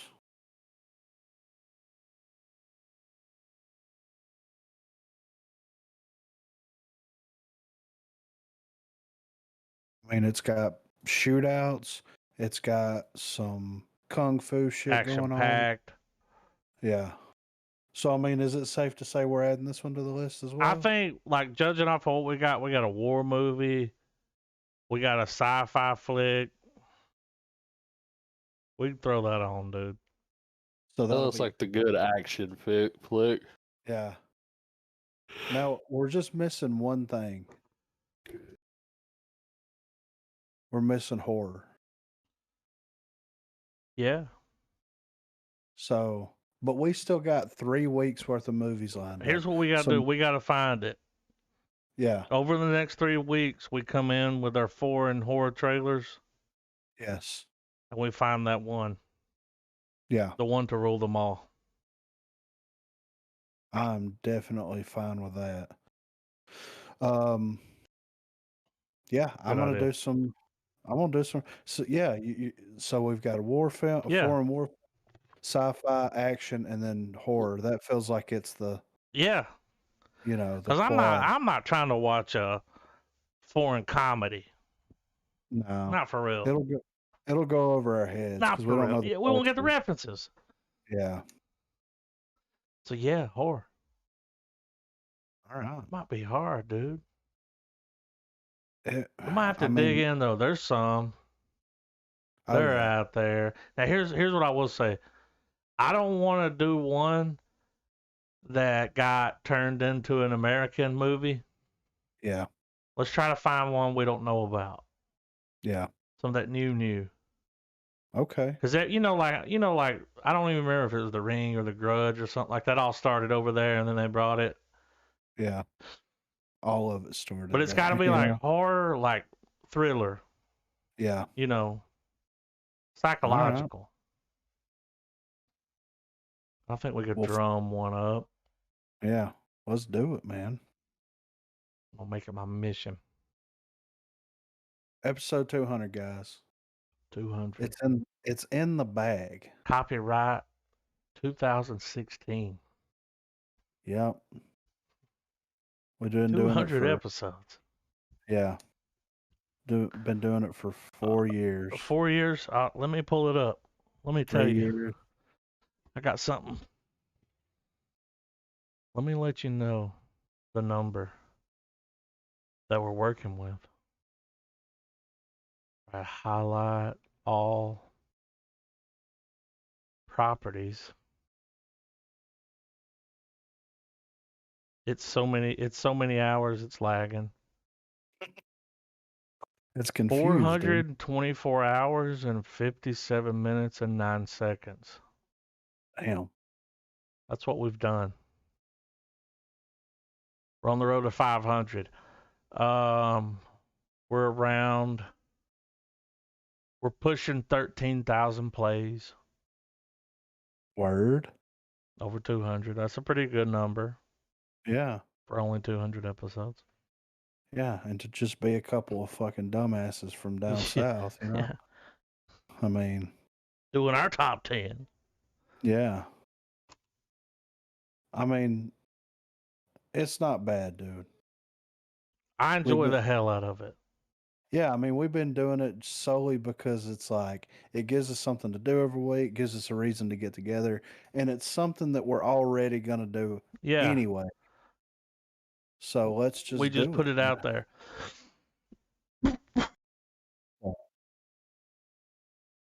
But Mhm. like we're already gonna do it. Yeah, We're already all gonna watch a movie and recommend a movie, and yeah, like there's years before we even started, we did that for years, and it was like this is a podcast. yeah. We should have started it back in like 2015. Shit, No, nah, dude, 2012, 2010. 2010. Yeah, That's when it started. That's when it was like, hey man, cool Evil Dead shirt. yeah. That's it, right? A podcast Yeah, was born. yeah. A few, Oh, yeah. but A lot of them, this is dude. the one that stood the test of time. You Yeah. never run out of material. No, it can go We could forever. do this for the rest of our lives, and we would never watch everything. That's just, That's the dream. yeah, And to get paid for it. yeah, that'd be cool, right? Anybody wants to I sponsor? saw send it earlier to on me. YouTube, the Social Blade was like, this could make as much as $5, and I was like, where's it at? You know, Yeah, so who you gonna send a check? yeah, All right, well, it's only $5 a month. I'm like, well, send it. yeah, We'll set up a bank account. We'll set up an LLC. yeah. No big deal, you know. WillStayPod.com. Yeah. We've hoped you guys have enjoyed listening as much as we've enjoyed doing it. And I mean, hey man, we got our very first like non-friend recommendation this year. A stranger. The Beast, man. Or the Beast of War. When I came across that movie, I I wanted to, almost brought it in just because of that. Like that was yeah, we want more of them. yeah, we Tell do. me some shit I don't know about. Yeah. Cause that dude Dude. hit us with a movie. Dude, we're over here making a movie podcast, Yeah. and we don't know about that fucking movie. I know, right? And it was great. Yeah. Yeah. I almost put that on my list too, man. Yeah, That when I was came across it, I was like, it was hard, man. it was. It was hard. And like I said earlier, instead of the fucking Dead Alive, I was like, somebody's going to do it. I expected someone to hit the Dead Alive. Yeah. So I was like, that was my last one. And I was like, I'm going to fucking Bad Lieutenant. Yeah. Because that's what started it all. And then so many episodes in, we watched the remake, which, I mean, the sequel, which, whoa, you know, My Lucky Crack Pipe. Yeah. It just that, and then there's for so many seasons, we used to do the Bad Lieutenant decisions. Like, just so much stuff has happened. Yeah. We've gone through tornadoes, hurricanes, pandemics. Like, yeah. I mean, Griffin had coronavirus. I still made the pod, you know? Yeah, Like, you come on. did the podcast with Corona. Yeah. I'm like a positive guy. Yeah, I the can't movie was even tell you. good. I liked Yeah. it. Yeah. What's your I'm favorite going part? with it. The part with the part. Yeah, with the All right, people man. in it. Yeah. The part with the people in it. It's like that was the whole movie. I liked it. Coronavirus, dude. Well, I always remember episode 200 was right after the year after Corona. Yeah. That's weird that it falls on that. Yeah. The planets aligned. It was 2020. Yeah. Episode 200. I don't know, man. Yep. I think it's bigger than us all at this point. Bigger than us all. Got a mind of its own. Yeah. The podcast is yeah. going to reach its final form soon. Yeah. And I'm excited. So I guess we're gonna do what, the Rifleman next week? The Rifleman, I'm down. That trailer was great. Yeah. I don't think it's going to let us down. No. It was like, it's more brutal than 1917. It's like, whoa, dude. Yeah. It was fighting words. Yeah. But I That think seems it like- will be. Yeah. It's hard to live up to that. Well, it's more brutal. It didn't say better story or better acting. Yeah. Because that scene where the dude gets killed and he's like holding him, Oh my God. that's right. something, dude. Yeah. Hey, I watched a movie last night when everybody went to bed. I watched Dutch, and I watched Saw the you whole put it thing. up. I watched the whole thing, dude, last night. It's fucking great. I love right? it, dude. Yeah. I fucking love it, dude. The fireworks scene, the shoots him in the ass with the gun, the strippers in the car. Like it should be a cult. It's not a cult classic, but it should be. Yeah. It It's should. almost a cult classic, Yeah. and that's something we might touch on. Like it's almost a cult classic. It is to me, Yeah. like the Super. Yeah. I had those movies together, back to back. I used to watch them on VHS, Dutch and the Super. I got them at the same time, really. Seen the And Super in so long. yeah, dude. When's the last time you watched the Super with Joe Pesci? Dude, I don't It's remember. fucking been at least 15 years, Yeah. if not longer. Yeah. But Dutch, the Dutch ones I keep coming back to because that was just one that, I don't know, man. That's a good movie. It's got fucking Ed O'Neill in it. Yeah. Al Bundy, I was already a fan. I used to watch that show. You know, just him fucking running amok at the shoe store, like calling bitches fat. Because Yeah. he was always making fun of somebody that was fat. Well, he thought was that his it was thing. going to be something that it wasn't, you know? Yeah. But him and Dutch, dude, he does a good job. And I watched that last night. That was one that I really enjoyed. I watched it till the end. At 5:30 it went off, and I was like, "Fucking Dutch, dude," you know. And Boy, I God, may have even got a little emotional, dude, yeah. on the Dutch. There's certain scenes where when they're in the homeless shelter, and the lady's like, "Is that your dad?" And he looked over at him sleeping. He was like, "Yeah, that's my dad." Yeah. And you're like, Right. and he was sitting there, and then it cuts to him, and he's got his rag off his eyes, and he heard it. Yeah. And then the playing cards. Oh, that was Got a fucking deck iconic. of racy playing cards, and he does the thing with the finger over it and pulls one up. Yeah. Come on, dude. Genius. Dutch. But yeah, Dutch gets an honorable mention on episode 200, I guess. Yeah. Next week, the Rifleman. We're gonna, over the next 3 weeks, we're gonna track down our fucking our fourth movie to come in with a tradition that we've started. This is gonna be our second year Yeah. doing foreign film February, which I mean I makes look forward sense. to it. Yeah. I look forward to, because we don't get enough foreign films. Yeah. We're like, we make ourselves watch these. Yeah. And when you watch a movie for the pod, you really watch it. Yeah. No You distractions. I got to pay attention to this because I got to talk about it. Yeah. People are counting on me. Yeah. Travis and Adam are counting on me. Yeah, I damn can't it. come in and not know some shit and be like, it was long. And that's being hard to be a god. What do you think about it? Well, it was long and Yeah. people were eating doo-doo. I'm pretty sure they were eating doo-doo at one point. Yeah. I think they were. That movie was something, though.